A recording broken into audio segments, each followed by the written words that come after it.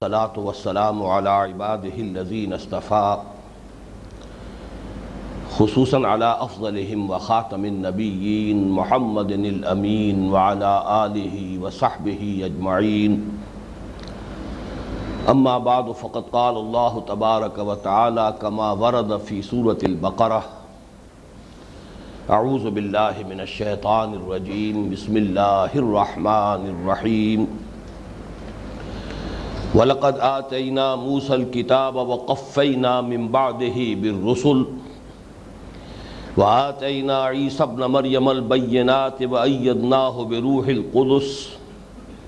أَفَكُلَّمَا جَاءَكُمْ رَسُولٌ بِمَا لَا تَهْوَىٰ أَنفُسُكُمُ اسْتَكْبَرْتُمْ فَفَرِيقًا كَذَّبْتُمْ وَفَرِيقًا تَقْتُلُونَ وَقَالُوا قُلُوبُنَا غُلْفٌ بل لعنهم الله بكفرهم فقليلا ما يؤمنون. ولما جاءهم كتاب من عند الله مصدق لما معهم وكانوا من قبل يستفتحون على الذين كفروا فلما جاءهم ما عرفوا كفروا به فلعنة الله على الكافرين. بئس ما اشتروا به أنفسهم أن يكفروا بما أنزل الله بغيا أن ينزل الله من فضله على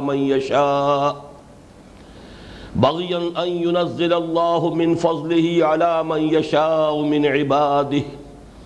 فباءوا بغضب على غضب وللكافرين عذاب مهين. وَإِذَا قِيلَ لَهُمْ آمِنُوا بِمَا أَنزَلَ اللَّهُ قَالُوا نُؤْمِنُ بِمَا أُنزِلَ عَلَيْنَا وَيَكْفُرُونَ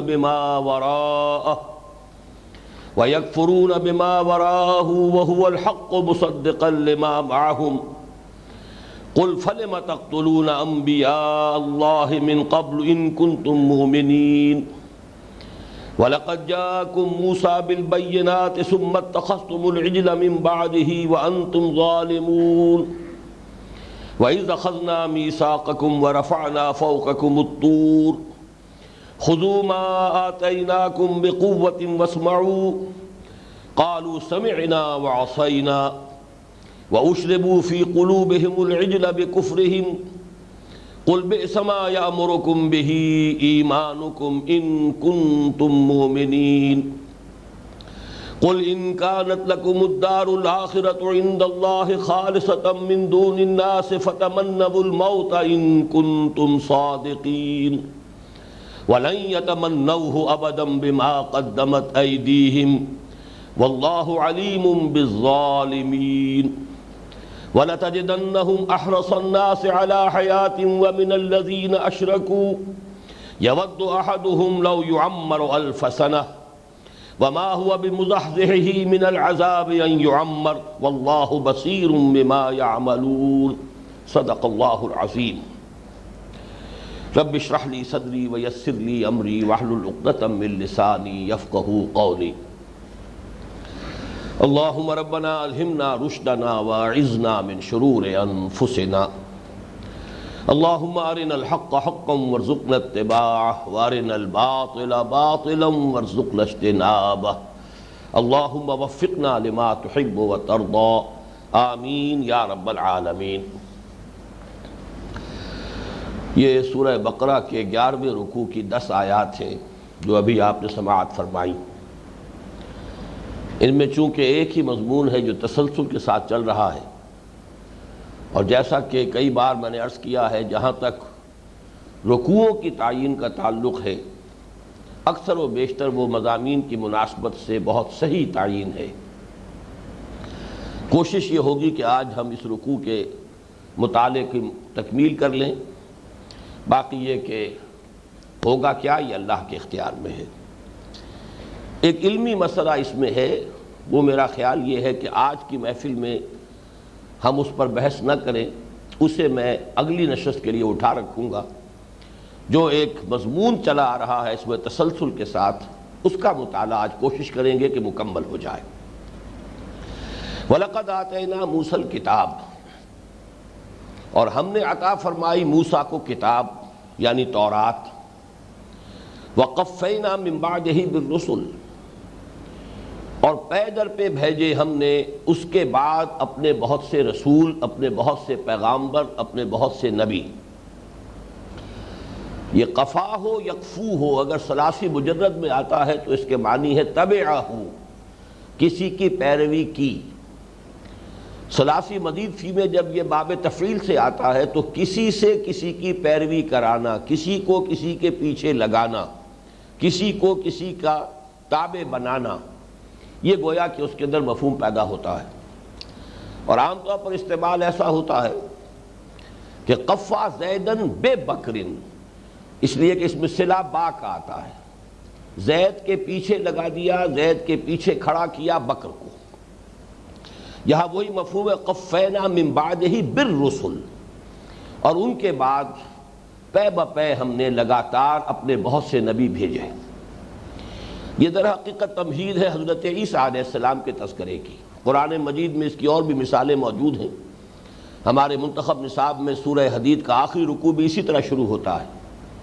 وَلَقَدْ أَرْسَلْنَا نُوحًا وَإِبْرَاهِيمَ وَجَعَلْنَا فِي ذُرِّيَّتِهِمَا النُّبُوَّةَ وَالْكِتَابَ فَمِنْهُمْ مُهْتَدٍ وَكَثِيرٌ مِّنْهُمْ فَاسِقُونَ ثُمَّ قَفَّيْنَا عَلَىٰ آثَارِهِمْ بِرُسُلِنَا وَقَفَّيْنَا بِعِيسَى ابْنِ مَرْيَمَ وَآتَيْنَاهُ الْإِنجِيلَ۔ وہاں بھی اصل میں تذکرہ کرنا مقصود ہے حضرت عیسیٰ علیہ السلام کا، لیکن یہ کہ تمہید میں پھر حضرت نوح علیہ السلام سے بات شروع کی گئی۔ یہاں حضرت موسیٰ کا تذکرہ اس اعتبار سے بہت ریلیونٹ ہے کہ چونکہ یہود یہاں مخاطب ہیں کہ جو حضرت موسیٰ علیہ السلام کے امت ہونے کے مدعی ہیں، لیکن اصل میں اس آیت مبارکہ میں تذکرہ جو ہے مقصود ہے حضرت عیسیٰ کا۔ وَآتَيْنَا عِيسَى ابْنَ مَرْيَمَ الْبَيِّنَاتِ، اور ہم نے مریم کے بیٹے عیسیٰ کو بینات عطا فرمائی۔ بینات یہاں مراد ہے معجزات، اس لیے کہ حضرت مسیح علیہ السلام کو جیسا کہ معلوم ہے جہاں تک حصی معجزات کا تعلق ہے، جو چوٹی کے معجزے ہو سکتے ہیں انہیں عطا کیے گئے۔ ویسے قرآن مجید میں یہ لفظ بینات دو معنی میں آتا ہے۔ جو قرآن مجید کی تعلیمات ہیں یا اللہ تعالیٰ کی دوسری نازل کردہ کتابوں کی تعلیمات ہیں، وہ بھی چونکہ انسانی فطرت کے لیے جانی پہچانی چیزیں ہیں،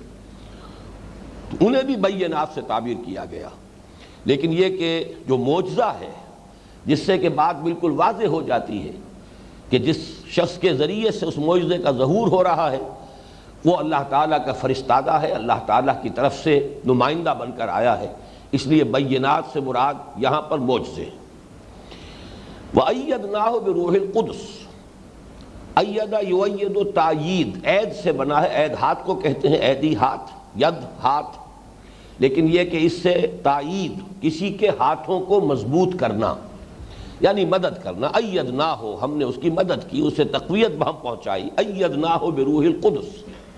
روح قدس کے ذریعے سے۔ روح القدس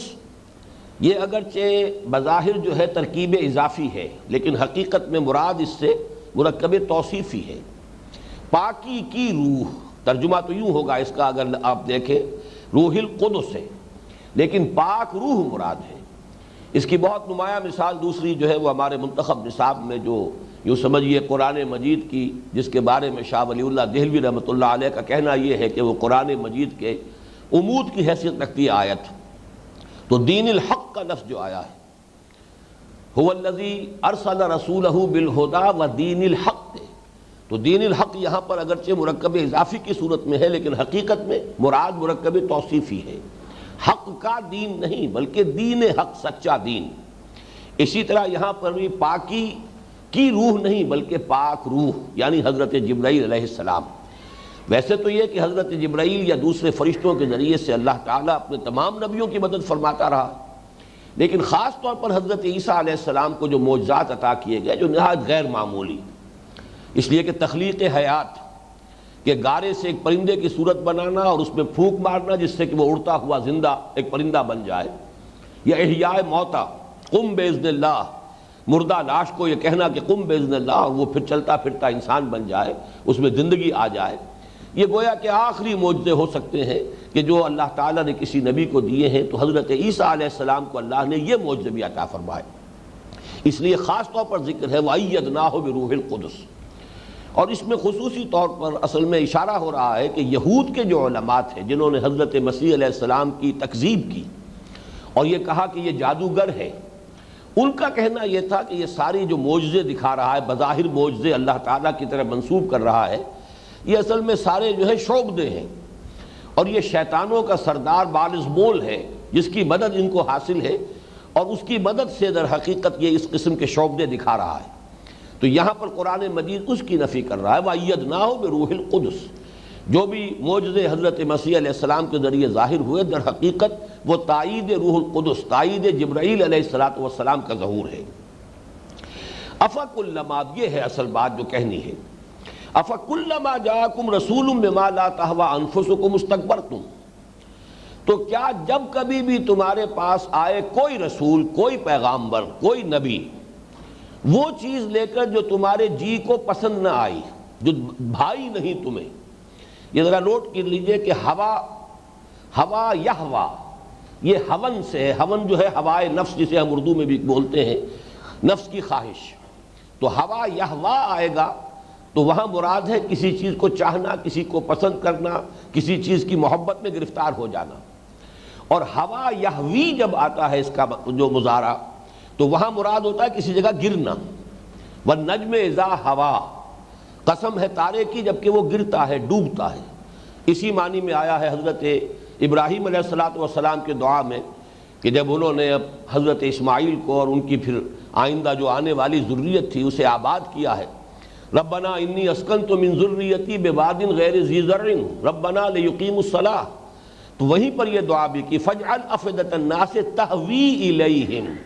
اب لوگوں کے دلوں کو مائل کر دے، وہ ان کی طرف مائل ہو جائیں، ان کی گویا کہ پیروی اختیار کریں، ان کی محبت اور عقیدت ان کے دلوں میں پیدا کر دے تاکہ ان کے لیے روزی کا ذریعہ بن جائے۔ تو یہ ہوا یہوی کے معنی ہے کسی چیز کی طرف التفات کرنا عاجزی کے ساتھ، کسی چیز کی طرف گرنا۔ یہی پھر سورہ حج میں بھی مضمون آیا ہے، وَمَن يُشْرِكْ بِاللَّهِ فَكَأَنَّمَا خَرَّ مِنَ السَّمَاءِ فَتَخْطَفُهُ الطَّيْرُ أَوْ تَهْوِي بِهِ الرِّيحُ فِي مَكَانٍ سَحِيقٍ، جو اللہ کے ساتھ شرک کا ارتکاب کرتا ہے وہ تو ایسے ہے جیسے کسی بلند مقام سے گر پڑا۔ اب یہ ہے کہ یا تو شکاری پرندے اسے اچک کر لے جائیں جہاں چاہیں لے جائیں، اور یا ہوا جو ہے اس کا کوئی تیز ریلا جو ہے انہیں لے جا کر کسی کھائی کے اندر گرا دے، تو وہاں تہوی کے معنی بھی یہ گرنا۔ تو یہاں پر ہے ہوا یہوا بما لا یہوا بما لا تہوی انفسکم، جب بھی کوئی نبی اور رسول کوئی ایسی تعلیم لے کر آئے، کوئی ایسی بات لے کر آئے جو تمہارے جی کو بھائی نہیں، تمہیں اچھی نہیں لگی، تمہارے لیے پسندیدہ نہ تھی، استکبرتم، تو تم نے استکبار کیا، تم نے گھمنڈ سے کام لیا، تم نے غرور کیا، اور اپنے اسی غرور کے نشے میں تم نے اس کو رد کر دیا۔ فَفَرِيقًا كَذَّبْتُمْ، تو ایک گروہ کو تو تم نے جھٹلایا، وَفَرِيقًا تَقْتُلُونَ، اور ایک دوسرے گروہ کو تم قتل کرنے کی کوشش کرتے رہے، یا ایک دوسرے گروہ کو تم قتل کرتے رہے۔ یہاں پہ در حقیقت یہی ہے وہ علمی بحث کی، چونکہ یہاں پہ لفظ آیا ہے رسول، آیا رسول مقتول ہو سکتے ہیں، یہ ایک علمی مسئلہ ہے، اس پر انشاءاللہ تعالی اگلی نشست میں تفصیل سے گفتگو کروں گا، اور میں چاہتا ہوں کہ وہ مضمون پوری طریقے سے آپ کے سامنے واضح کر دیا جائے۔ یہاں یوں سمجھیے کہ نبی اور رسول اصل میں اسی قسم کا ایک جوڑا ہے جیسا جوڑا ہے مومن اور مسلم۔ مومن اور مسلم اپنی جگہ، مومن کا مفہوم کچھ اور ہے، مسلم کا کچھ اور ہے، لیکن یہ دونوں مترادف کے طور پر بھی استعمال ہوتے ہیں۔ جب کہیں ایک ساتھ آئیں گے تو ان کا مفہوم جدا جدا ہو جائے گا، جب کہیں علیحدہ علیحدہ آئیں گے تو یہ ایک ہی مفہوم میں استعمال ہو سکتے ہیں۔ اسی طریقے سے نبی اور رسول، رسول کی جگہ نبی، نبی کی جگہ رسول، یہ دونوں الفاظ اگرچہ ان میں سے ہر ایک کا اپنا اپنا جدا مفہوم بھی ہے، لیکن یہ کہ یہ مترادفات کے طور پر بھی آتے ہیں، ایک دوسرے کی جگہ استعمال ہو جاتے ہیں۔ تو یہاں پر میرا موقف یہی ہے کہ مراد یہاں پر انبیاء ہیں، لیکن یہ کہ اس کے بارے میں تفصیل سے بحث جیسا کہ میں نے عرض کی ہے وہ انشاءاللہ تعالی اگلی نشست میں ہوگی۔ یہاں گویا کہ انداز یہ ہے فَفَرِيقًا كَذَّبْتُمْ وَفَرِيقًا تَقْتُلُونَ، تو ایسے انبیاء جو تمہارے پاس ایسی چیزیں لے کر آئے کہ جو تمہیں پسند نہ تھیں، تمہارے نفسوں کو وہ راس نہ آئیں یا بھائی نہیں، تو ایک گروہ کو تو خیر تم نے صرف تکذیب تک ہی معاملہ ان کا رکھا، اور ایک دوسرے گروہ کو تو تم قتل کرنے کی کوشش کرتے رہے اور ان کی جان کے درپے ہو گئے۔ وَقَالُوا قُلُوبُنَا غُلْفٌ، اب یہاں بات آ رہی ہے در حقیقت یہ جیسا کہ سورہ صف میں آپ نے دیکھا کہ جب تاریخ بنی اسرائیل کا تذکرہ ہوا تو پہلے حضرت موسیٰ علیہ السلام کے ساتھ ان کا طرز عمل کیا تھا، پھر حضرت عیسیٰ علیہ السلام کے ساتھ ان کا طرز عمل کیا رہا، اور پھر یہ کہ حضور صلی اللہ علیہ وسلم کے ساتھ ان کا رویہ کیا تھا، وہی ترتیب یہاں ہے۔ پہلے حضرت موسیٰ کا تذکرہ، پھر حضرت عیسیٰ کا تذکرہ، کہ حضرت عیسیٰ علیہ السلام کے معجزات کی انہوں نے نفی کی، اور یہ کہ ان کی تکذیب کی، بلکہ یہ کہ ان کو تو سولی چڑھانے کی انہوں نے کم سے کم اپنے طور پر تو وہ اس کے اندر وہ حرکت کر گزرے۔ یہ دوسری بات ہے کہ اللہ تعالیٰ نے ان کے ساتھ کیا معاملہ کیا۔ وَقَالُوا قُلُوبُنَا غُلْفٌ، اب یہاں سے بات شروع ہو رہی ہے کہ حضور صلی اللہ علیہ وسلم کے ساتھ اب ان کی روش کیا ہے، اور یہ کہتے ہیں کہ ہمارے دلوں پر غلاف چڑھے ہوئے ہیں۔ یہ غلاف ہی سے غلف بنا ہے۔ یہ در حقیقت ایک کلمہ ہے جو استہزاء اور استحقار دونوں کا مفہوم لیے ہوئے ہے۔ جیسے آپ کسی سے کہیں کہ بھائی جا کے اپنی یہ باتیں جو ہے کسی اور کو سنانا، کوئی کچے لوگ ہوں گے جو تمہاری باتوں میں آ جائیں گے، تمہاری باتوں کا ہمارے دلوں پہ کوئی اثر نہیں ہو سکتا۔ یہ اصل میں استحقار کی بات بھی ہوتی ہے اور استہزائی انداز بھی ہوتا ہے کہ اے محمد یا اے مسلمانوں صلی اللہ علیہ وسلم، تمہاری ان باتوں کا ہم پر اثر نہیں ہو سکتا، تم جاؤ دیکھو کچھ اور لوگ جو بالکل کچے ہوں، ناسمجھ ہوں، ان پر جا کر روب گانٹھ لو، لیکن یہ کہ بہرحال ہمارے دل تو غلافوں میں ہیں، بڑے محفوظ ہیں، ان کے اوپر تمہاری باتیں اثر انداز نہیں ہو سکتی۔ تو جیسا کہ میں نے عرض کیا، اس میں استحقار بھی ہے اور استہزاء بھی ہے۔ وَقَالُوا قُلُوبُنَا غُلْفٌ بل لعنہم اللہ بکفرہم، اب یہاں پر اس کا اللہ تعالیٰ کی طرف سے بھی چونکہ انداز ان کا تھا استہزاء اور استحقار کا، تو اب جو تبصرہ ہو رہا اللہ تعالیٰ کی طرف سے اس میں بھی غضب ہے، اللہ تعالیٰ کی طرف سے غصے کا، غیظ اور غضب کا اظہار ہو رہا ہے۔ بل لعنہم اللہ بکفرہم، بلکہ اصل حقیقت یہ ہے کہ اللہ تعالیٰ نے ان پر لعنت کر دی ہے ان کے کفر کے باعث۔ یہ جس کو کہہ رہے ہیں کہ ہمارے دل محفوظ ہے، اصل میں تو اللہ تعالیٰ کی طرف سے ان کے اوپر مہر لگ چکی ہے۔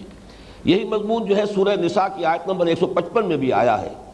وَقَوْلِهِمْ قُلُوبُنَا غُلْفٌ بَلْ طَبَعَ اللَّهُ عَلَيْهَا بِكُفْرِهِمْ فَهُمْ لَا يُؤْمِنُونَ إِلَّا قَلِيلًا، اللہ تعالیٰ نے در حقیقت ان کے دلوں پر مہر کر دی ہے۔ وہاں پر لفظ آیا مہر کا، بل طبع اللہ علیہا، انہوں نے ان کے دلوں کے، اللہ تعالیٰ نے ان کے دلوں کے اوپر مہر لگا دی ہے، بِكُفْرِهِمْ فَلَا يُؤْمِنُونَ إِلَّا قَلِيلًا، تو وہ اب ایمان نہیں لائیں گے مگر شاذ ان میں سے کوئی نہ ہونے کے برابر۔ تو وہاں ہے طبع اللہ علی قلوبہم یا علیہا، اور یہاں فرمایا بل لعنہم اللہ بکفرہم، اللہ تعالیٰ نے لعنت فرما دی ہے۔ لعنت سے مراد ہے اللہ تعالیٰ کی طرف سے کسی شخص یا کسی گروہ کو خیر سے اور اپنی رحمت سے محروم کر دینا، دھتکار دینا، دور پھینک دینا اپنی رحمت سے اور خیر سے۔ وقالوا قلوبنا غلف، اور وہ کہتے ہیں کہ ہمارے دلوں پر غلاف چڑھے ہوئے ہیں۔ بل لعنہم اللہ بکفرہم، بلکہ حقیقت یہ ہے، اصل صورتحال یہ ہے کہ اللہ تعالیٰ نے ان پر لعنت فرما دی ہے ان کے کفر کے باعث۔ فقلیلا ما یؤمنون، تو اب کم ہی ہے اس کا امکان کہ یہ ایمان لائیں۔ یہ گویا کہ مسلمانوں کو اور حضور کو بتایا جا رہا ہے کہ زیادہ توقع نہ رکھو، اس لیے کہ ان لوگوں کی جو ہے صورت یہ پیدا ہو چکی ہے کہ ان کے دلوں پر اللہ تعالیٰ کی طرف سے ان کے کفر اور ان کے سابقہ طرز عمل اور ان کے اندر جو بدنیتی ہے اور حسد ہے اور بغض ہے، اس کی وجہ سے اللہ تعالیٰ نے ان کے دلوں پر مہر لگا دی ہے، یا اللہ تعالیٰ نے ان پر لعنت فرما دی ہے۔ اب وہ وضاحت کے ساتھ تذکرہ ہو رہا ہے حضور کا اور قرآن مجید کا۔ وَلَمَّا جَاءَهُمْ كِتَابٌ مِّنْ عِندِ اللَّهِ، اور جب آئی ان کے پاس کتاب اللہ کے پاس سے، اب یہ مراد ہے قرآن مجید۔ پہلے حضرت موسیٰ علیہ السلام کا تذکرہ تھا، جب وہاں لفظ کتاب آیا تو مراد تورات تھی۔ اب یہاں پہ حضور صلی اللہ علیہ وسلم کا تذکرہ ہے، یہاں کتاب سے مراد قرآن ہے۔ وَلَمَّا جَاءَهُمْ كِتَابٌ مِّنْ عِندِ اللَّهِ مُصَدِّقٌ لِّمَا مَعَهُمْ، جو تصدیق کرتے ہوئے آئی ہے اس کی جو ان کے ساتھ ہے، ان کے پاس ہے۔ اس کے دو مفہوم ہیں، ایک تو عام طور پر مفسرین نے جو مفہوم لیا ہے وہ یہ ہے کہ قرآن مجید تورات کی تصدیق کرتا ہے۔ قرآن مجید واضح طور پر تسلیم کرتا ہے کہ تورات اللہ کی کتاب ہے، اللہ کی کتاب تھی، اللہ نے حضرت موسیٰ علیہ السلام کو عطا فرمائی۔ تو گویا کہ قرآن مجید کی طرف سے تورات کی تصدیق ہو رہی ہے اس معنی میں، مصدق لما معہم، معہم ان کے پاس ہے، ان کے ساتھ ہے، یعنی وہ کتاب الہی تورات جو ان کے پاس ہے اس کی تصدیق کرتے ہوئے آیا ہے قرآن۔ ایک دوسرا مفہوم ہے جو مولانا امین احسن اصلاحی صاحب نے بیان کیا ہے اور وہ بہت دل کو لگتا ہے، اور وہ یہ ہے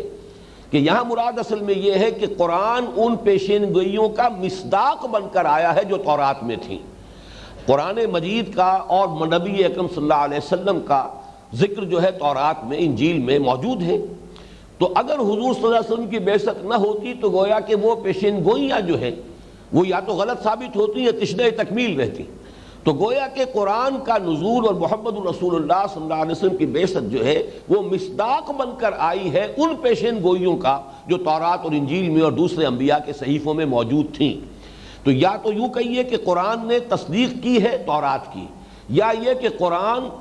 ان پیشین گوئیوں کا مصداق بن کر آیا ہے کہ جو تورات اور انجیل اور دوسرے انبیاء کے صحیفوں میں تھیں۔ تو گویا کہ جہاں تک اس سے جو اینڈ رزلٹ ہے، نتیجہ تو ایک ہی ہے۔ وَلَمَّا جَاءَهُمْ كِتَابٌ مِّنْ عِندِ اللَّهِ مُصَدِّقٌ لِّمَا مَعَهُمْ وَكَانُوا مِن قَبْلُ يَسْتَفْتِحُونَ عَلَى الَّذِينَ كَفَرُوا، اور حالانکہ وہ اس سے قبل فتح کی دعائیں مانگ رہے تھے کافروں کے مقابلے میں۔ یہ بہت اہم ہے اور تاریخی پس منظر سے اس کو سمجھنا ہوگا۔ جیسا کہ آپ کے علم میں ہے، اس سے پہلے بار بار بات آ چکی ہے کہ مدینہ منورہ میں ایک تو یہ جن کو آپ کہیں گے سنز آف دی سوائل، جو اصل عربی النسل لوگ تھے، وہ اوس اور خزرج کے دو قبیلے تھے جو یمن سے آ کر یہاں آباد ہوئے۔ تین قبیلے یہ تھے کہ جو یہود کے تھے، بنو قینقاع اور بنو نذیر اور بنو قریظہ۔ جب ان کے آپس میں جھگڑے ہوتے تھے، قبائلی جو جھگڑے ہیں، جنگیں ہوتی تھیں، تو یہ ایک دوسرے کے مقابلے میں آتے تھے۔ اور دوسرے یہ کہ عام طور پر چونکہ یہودیوں کا معاملہ یہ تھا، اگرچہ پیسے والے تھے، متمدن تھے، کتاب والے تھے، مہذب تھے، ان کے ہاں فقہا تھے، ان کے ہاں قاضی تھے، تو اس اعتبار سے ان کا رعب تھا کہ یہ لوگ متمدن لوگ ہیں، یہ لوگ بڑے سویلائزڈ لوگ ہیں، ان لوگوں کے پاس ایک قانون ہے، ایک کتاب ہے۔ تو اوس اور خزرج کے لوگوں پر ان کا اس اعتبار سے ایک رعب طاری تھا۔ لیکن یہ کہ عام طور پر اگر کبھی جھگڑا اور فساد ہوتا تھا تو یہ لوگ جو ہے بزدل تھے، ان کے اندر ضعف تھا، کمزوری تھی، بہادری موجود نہیں تھی، جیسا کہ بار بار قرآن میں آیا ہے کہ اے مسلمانوں، یہ یہودی تم سے کبھی کھلے میدان میں مقابلہ نہیں کریں گے، فصیلوں کی اوٹ سے، دیواروں کے پیچھے سے، یا یہ ہے کہ ریشہ دوانیاں کریں گے، سازشیں کریں گے، کبھی کسی کو چڑھا لائیں گے، کبھی کسی کو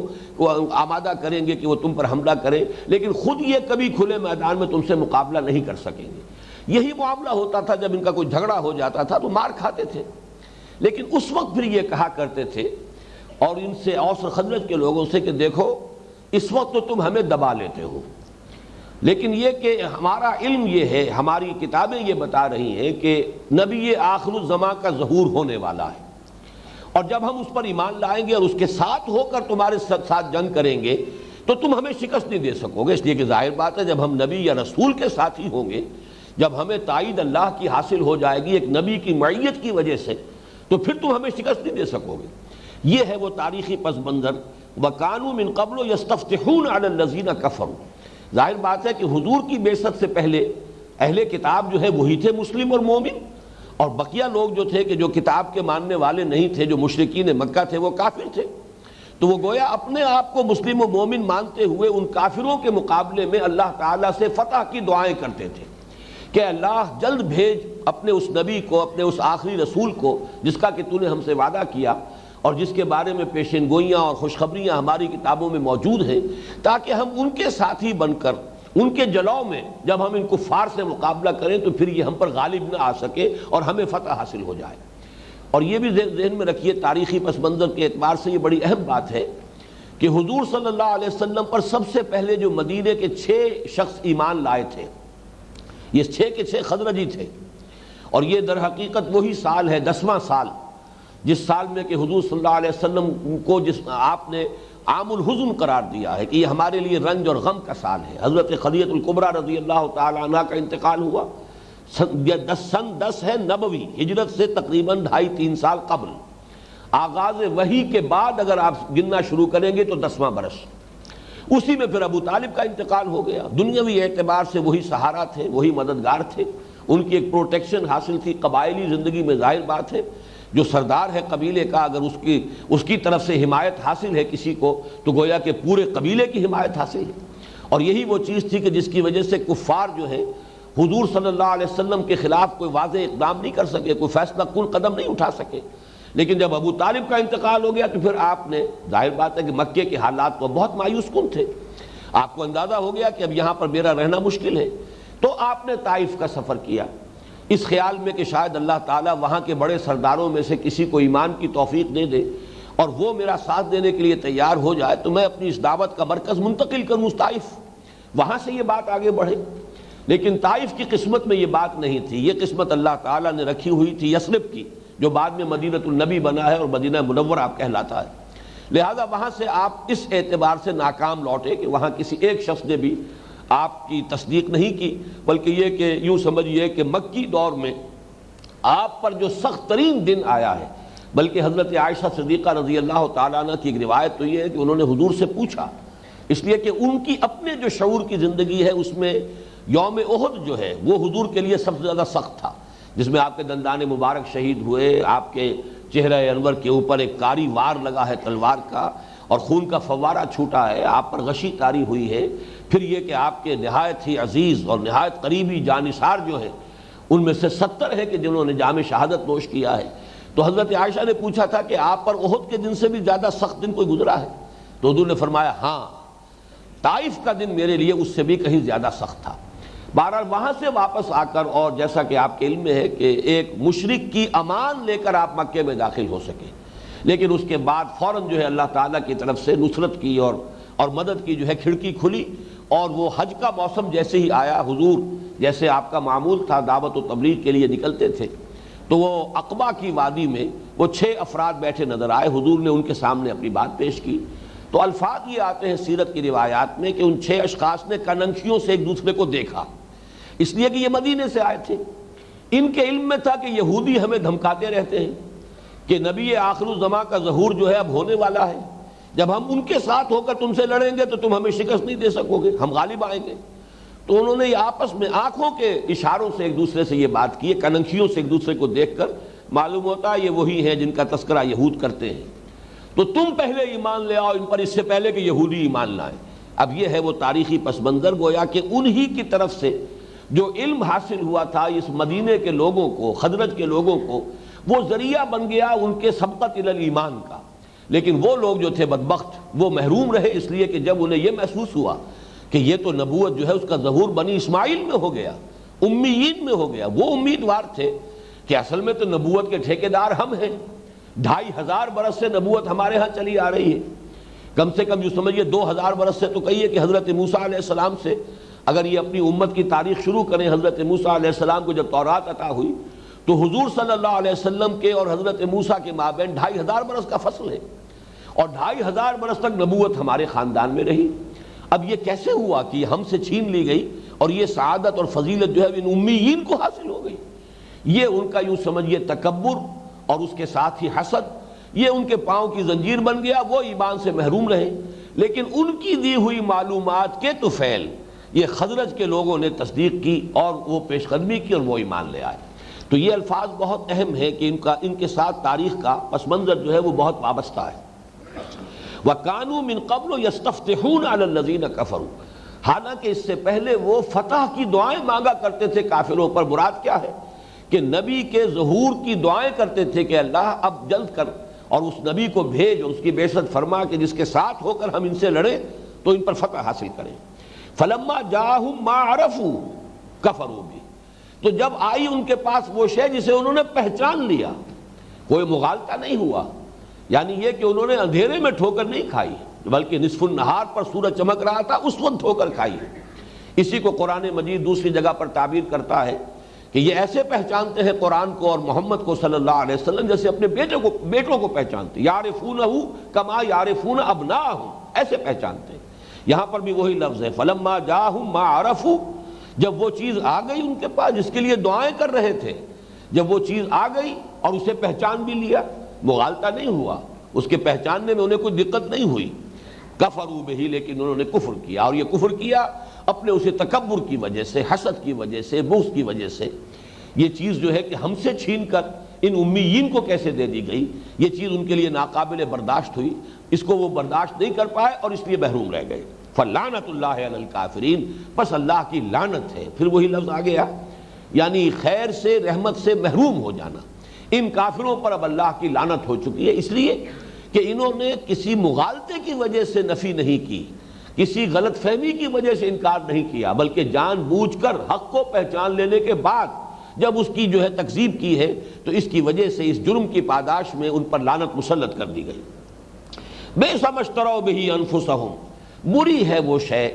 یہ بئس ما، ان دونوں کو جمع کر کے بئس ما، بری ہے وہ شے، اشتروا بہ انفسہم، جس کے عوض کے فروخت کر دیا ہے انہوں نے اپنی جانوں کو. ان یکفروا بما انزل اللہ، اور وہ کیا شے ہے جس کے عوض اپنی جانیں فروخت کر دی، یعنی اپنے لیے ابدی جہنم جو ہے وہ انہوں نے خرید لی ہے. اور کس چیز کی یعنی عوض، اور وہ کیا ہے سبب؟ ان یکفروا بما انزل اللہ بغیا ان ینزل اللہ من فضلہ علی من یشاء من عبادہ، کہ وہ کفر کریں اس چیز پر جو اللہ نے نازل کی ہے، اور اس کا سبب ہو بغین. یہ لفظ بار بار آیا ہے قرآن مجید میں کہ جو دینی تفرقے ہوتے ہیں، دین میں جب بھی کبھی کوئی تفرقے کی بات ہوتی ہے تو اس کا اصل سبب زدم زدہ، ڈومینیٹ کرنے کا جذبہ، ایک دوسرے پر بالادستی حاصل کرنے کا جذبہ، انانیت اور تکبر ہی اصل سبب ہوتا ہے. تو بغین ان ینزل اللہ من فضلہ علی من یشاء من عبادہ، انہیں غصہ اس پر ہے، ضد اس لیے پیدا ہو گئی کہ اللہ نازل فرما دے اپنے فضل کو اپنے بندوں میں سے جس پر چاہے. حالانکہ وہ سمجھتے تھے یہ استحقاق تو ہمارا ہے، یہ تو گویا کہ ہمارے لیے اللہ تعالیٰ کی طرف سے ابدی طور پر طے شدہ چیز ہے. لیکن یہ کہ اللہ تعالیٰ نے اپنے اختیار مطلق کو بروئے کار لاتے ہوئے، اپنا چوائس ہے، اپنا پریروگیٹو ہے، اس کے تحت جب اللہ تعالیٰ نے یہ فضل، یہ وحی، اور یہ یوں سمجھیے کہ ختم نبوت کا تاج جو ہے وہ محمد کے سر پر رکھ دیا صلی اللہ علیہ وسلم، جو امیین میں سے تھے، جن کو یہ لوگ بہت ہی استحقار کے ساتھ کہتے تھے امیین ہیں، ان پڑھ لوگ ہیں، ان کے پاس نہ کوئی کتاب ہے. اور اس اعتبار سے بات جو ہے مطابق واقعہ تھی کہ حضرت اسماعیل سے لے کر یہ 2500 برس جو گزرے ہیں، اس نسل میں کوئی نبوت نہیں، کوئی رسالت نہیں، کوئی کتاب انہیں نہیں دی گئی. نبوت اور رسالت اور انزال کتب کا سارا سلسلہ جو ہے وہ حضرت اسحاق کے بیٹے حضرت یعقوب اور اس کے بعد ان کی نسل کے اندر چلا ہے.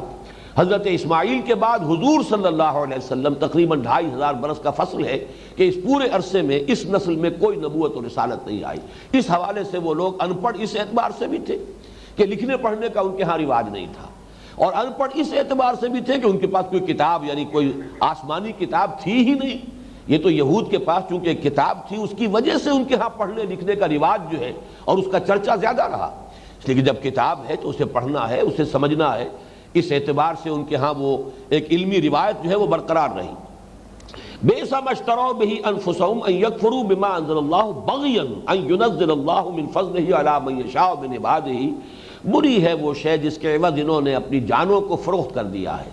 اپنی جانوں کے لیے جہنم کی ابدی آگ جو ہے خرید لی ہے، صرف اس پر کہ وہ کفر کر رہے ہیں اس چیز کا جو اللہ نے نازل فرمائی. اور اس کفر کا سبب کیا ہے؟ بغین، صرف یہ زدم زدہ، ان ينزل اللہ من فضلہ علی من یشاء من عبادہ، کہ اللہ تعالیٰ نازل فرما دے اپنے فضل میں سے اپنے بندوں میں سے جس پر چاہے. فباؤوا بغضب علی غضب. با یبو آتا ہے لوٹنا، رجع، تو رجعو یعنی یہ کہ یہ در حقیقت ان کے اس طرز عمل کا جو انعام انہیں ملا ہے، جو سزا انہیں ملی ہے، اس کی جو پاداش ہے وہ کیا ہے؟ فباؤوا بغضب علی غضب. تو اللہ کا غضب، اللہ کا غیظ، اللہ کی طرف سے عذاب یہ ہے کہ جس کو لے کر لوٹے ہیں. اور غضب پر غضب ہے، یعنی ان کا کفر جو ہے در حقیقت کفر پر کفر ہے. ظلمات بعضها فوق بعض وللکافرین عذاب مہین. اور ان کافروں کے لیے بہت اہانت آمیز، رسوا کن عذاب ہے. مہین اہانت سے بنا ہے، یعنی ذلیل رسوا کن عذاب، ذلت دینے والا عذاب. وَإِذَا قِيلَ لَهُمْ آمِنُوا بِمَا أَنزَلَ اللَّهُ. اب یہ وہ گفتگو ہے جو وہاں ہوتی تھی. مدینے میں مسلمان بھی تھے، اوس اور خزرج کے اہل ایمان، وہ بار بار کہتے تھے ان سے ایمان لاؤ اس پر جو اللہ نے نازل فرمائی ہے. اور یہ کتاب وہ ہے کہ جو مصدق ہے تمہاری کتاب کی، یعنی تورات کی تصدیق بھی کر رہی ہے، اور یہ آئی ہے مصداق بن کر ان پیشن گوئیوں کا جو تمہاری کتابوں میں درج ہے. تو آخر کیا سبب ہے، کیوں ایمان نہیں لاتے، کیا رکاوٹ ہے تمہارے لیے؟ وَإِذَا قِيلَ لَهُمْ آمِنُوا بِمَا أَنزَلَ اللَّهُ. اور جب ان سے کہا جاتا ہے ایمان لاؤ اس پر جو اللہ نے نازل فرمایا، جو اللہ نے کتاب نازل فرمائی، قَالُوا نُؤْمِنُ بِمَا أُنزِلَ عَلَيْنَا. وہ کہتے ہیں یا ان کا جواب یہ ہوتا ہے ہم ایمان رکھتے ہیں اس شے پر جو ہمارے پاس ہے، جو ہم پر نازل کی گئی. یعنی اس معنی میں ایمان کا دعویٰ تو ہے ہمارا، ہم بھی مومن ہیں. جب تم بھی مانتے ہو کہ تورات اللہ کی کتاب ہے اور وہ ہمارے پاس ہے، ہم اس پر ایمان رکھتے ہیں، تو گویا کہ تمہیں یہ ماننا چاہیے کہ ہم بھی کافر نہیں ہیں، ہم مومن ہیں. نؤمن بما انزل الینا، جو ہمارے اوپر نازل کیا گیا ہے ہم اس پر ایمان رکھتے ہیں، اور تم بھی تصدیق کر رہے ہو کہ وہ اللہ کی کتاب ہے. اس اعتبار سے گویا کہ ہم ایمان سے محروم نہیں ہیں. وَيَكْفُرُونَ بِمَا وَرَاءَهُ. لیکن وہ کفر کر رہے ہیں اس کا جو اس کے پیچھے ہے. اس کے بعد کی آنے والی یہ بھی اللہ تعالیٰ کی وحی ہے، یہ بھی اللہ کی کتاب ہے، تورات بھی اللہ کی کتاب تھی، انجیل بھی اللہ کی کتاب تھی، وَيَكْفُرُونَ بِمَا وَرَاءَهُ، بس ہمارے پاس یہ کافی ہے اور ہمیں کوئی ضرورت نہیں ہے کہ اس کے بعد کسی اور کتاب پر ہم ایمان لائیں۔ وَهُوَ الْحَقُّ، حالانکہ وہ کتاب حق ہے، درست ہے، اپنی جگہ 100% حقیقی ہے، مصدقا لما معہم، اور پھر یہ تصدیق کرتے ہوئے آئی ہے اس کی جو ان کے ساتھ موجود ہے۔ دونوں مفہوم پھر دوبارہ ذہن میں رکھیے کہ مصدق اس معنی میں بھی ہے کہ تورات کی تصدیق کی ہے قرآن نے، اور اس معنی میں بھی کہ حضور صلی اللہ علیہ وسلم اور قرآن مجید کے بارے میں جو پیشن گوئیاں تورات میں تھیں یہ گویا کہ ان کی مصداق بن کر آئی ہے۔ قل، اب یہ ان پر اللہ تعالیٰ کی طرف سے ایک گویا کہ ایک الزامی جواب ہے جو مسلمانوں کو سکھایا جا رہا ہے، نبی ان سے کہیے قل فلم تقتلون انبیاء اللہ من قبل، پھر ان سے کہیے کہ پھر کیوں تم قتل کرتے رہے ہو اللہ کے نبیوں کو اس سے پہلے۔ اگر تم تورات کے ماننے والے تھے، اگر تم ایمان کے مدعی ہو، اگر تم اللہ تعالیٰ کو ماننے والے ہو، اگر تم آخرت کو بھی تسلیم کرتے ہو، تو یہ جو تمہارا طرز عمل رہا ہے کہ تم اللہ کے نبیوں کو قتل کرتے ہو۔ اب یہاں پر نوٹ کیجئے لفظ نبی آیا ہے، لما تقتلون انبیاء اللہ من قبل، تم کیوں قتل کرتے رہے ہو اللہ کے نبیوں کو۔ حضرت یحییٰ علیہ السلام کو قتل کیا اور وہ بادشاہ نے کیا، ہیرود نے کیا، اسی طریقے سے حضرت زکریا علیہ السلام کو قتل کیا، اور بھی مختلف انبیاء کا تذکرہ جو ہے وہ آتا ہے، لیکن یہ کہ ان کی یہ ایک روایت نہیں ہے کہ انہوں نے جس نبی نے ان پر تنقید کی، جو ان کا طرز عمل تھا، اگر انہیں آئینہ دکھایا کہ تمہارا کردار یہ ہے اور تمہارے اعمال اس درجے غلط ہو چکے ہیں، تو اس پہ بجائے اس کے کہ اس پر شرمندگی ہوتی، اصلاح پر آمادہ ہوتے، تو انہوں نے جیسے کہ وہ ایک روایت بھی ہے کہ کسی حبشی نے جب شیشہ دیکھا تو شیشے کو توڑ دیا، اس نے اپنی شکل اسے پسند نہیں آئی۔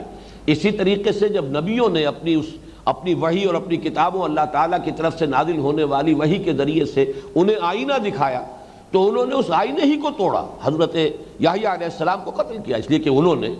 بڑی شدید تنقیدیں کی تھی اس وقت جو ان کا بادشاہ تھا اس پر۔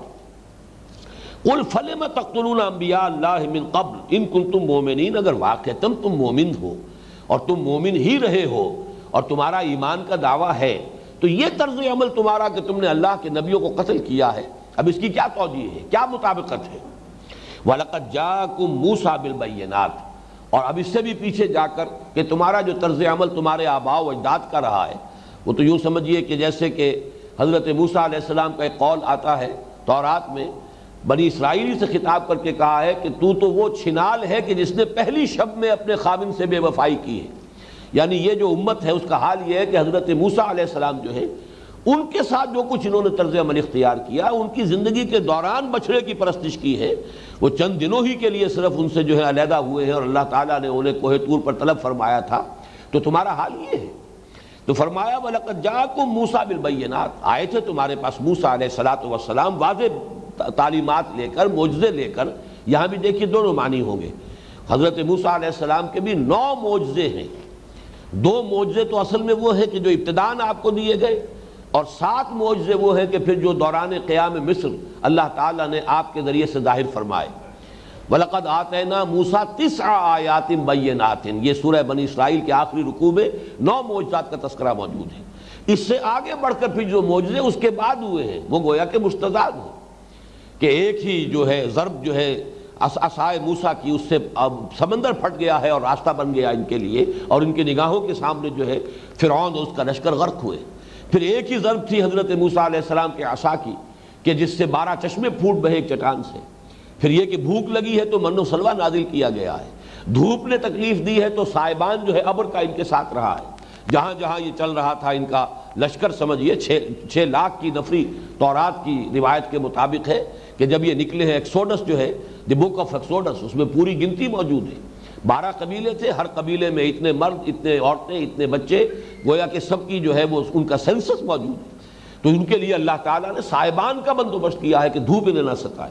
تو ان سارے معجزات کے باوجود تمہارا طرز عمل کیا تھا؟ وَلَقَدْ جَاءَكُم مُوسَىٰ بِالْبَيِّنَاتِ ثُمَّ اتَّخَذْتُمُ الْعِجْلَ مِن بَعْدِهِ، اس کے بعد یعنی اس کی غیر حاضری میں، یعنی بعد سے مراد ان کے انتقال کے بعد نہیں، صرف اس عارضی سا جو ان کا معاملہ تھا کہ انہیں طلب کر لیا گیا تھا کوہ طور پر اور وہ اس وقت موجود نہیں تھے، ان کے جانے کے بعد تم نے بچھڑے کو اپنا معبود بنایا۔ وَأَنْتُمْ ظَالِمُونَ، یہاں ظلم کے دونوں معنی ہوں گے، تم نے اپنی جانوں پر ظلم کیا اور تم ظالم تھے، تم نے شرک کا ارتکاب کیا، اس لیے کہ قرآن مجید میں ظلم کا لفظ جو ہے وہ شرک کے لیے خاص طور پر آتا ہے، ان الشرک لظلم عظیم۔ وَإِذْ أَخَذْنَا مِيثَاقَكُمْ، یہ واقعہ اس سے پہلے آ چکا ہے، اور یاد کرو جب کہ ہم نے تم سے اپنا عہد لیا تھا، میثاق قول و قرار، جب کہ انہیں تورات دی گئی اور شریعت کی پابندی کا ان سے عہد لیا گیا۔ وَرَفَعْنَا فَوْقَكُمُ الطُّورَ، اور ہم نے اٹھا دیا تھا، معلق کر دیا تھا تمہارے اوپر طور کو۔ وَخُذُوا مَا آتَيْنَاكُمْ بِقُوَّةٍ، اور اس وقت کہا گیا تھا کہ پکڑو اس کو مضبوطی کے ساتھ، طاقت کے ساتھ، مضبوطی کے ساتھ۔ اسی کو تمسک کہتے ہیں، استمساک کہتے ہیں، کسی چیز کو مضبوطی سے تھام لینا، یہی اعتصام ہے۔ وَاعْتَصِمُوا بِحَبْلِ اللَّهِ جَمِيعًا، اعتصام بالکتاب، اللہ تعالیٰ کی کتاب کو مضبوطی سے تھامو، اس لیے کہ وہی حبل اللہ ہے۔ اعتصام اشکن کہ حبل اللہ اوست، مضبوطی سے تھامو اسے، اس لیے کہ یہی حبل اللہ ہے۔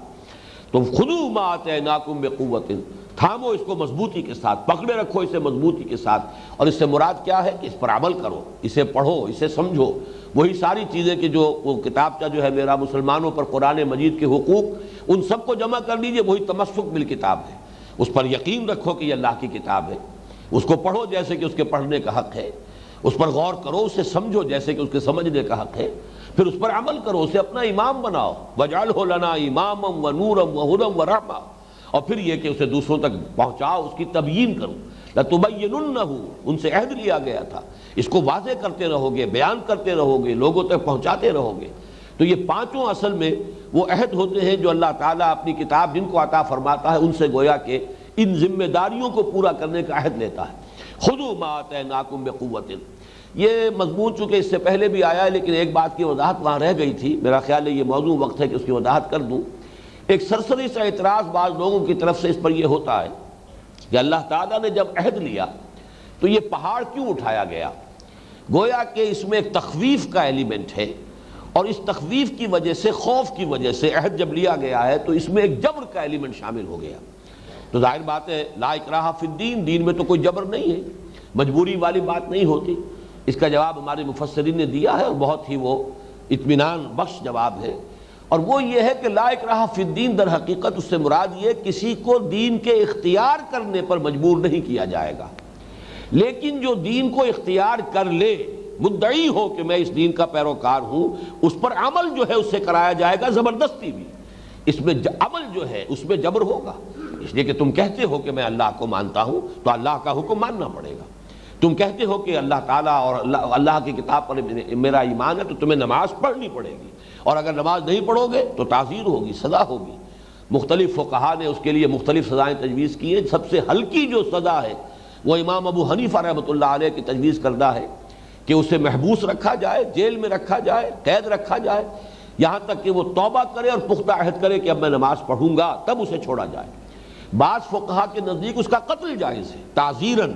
کہ در حقیقت نماز نہ پڑھنا جو ہے اتنا بڑا جرم ہے کہ اس جرم کی پاداش میں دنیاوی سزا اور تعزیر کے اندر اس کی جان لی جا سکتی ہے۔ لیکن یہ در حقیقت ہے کسی شخص کو، اس شخص پر جبر ہے جو کہ دین کو مانتا ہے، پروفیس کرتا ہے، تسلیم کرتا ہے، اس سے عمل کرایا جائے گا جبرن بھی۔ لیکن یہ کہ کسی بھی غیر مسلم کو، کسی کافر کو مجبور نہیں کیا جائے گا کہ وہ اسلام قبول کرے۔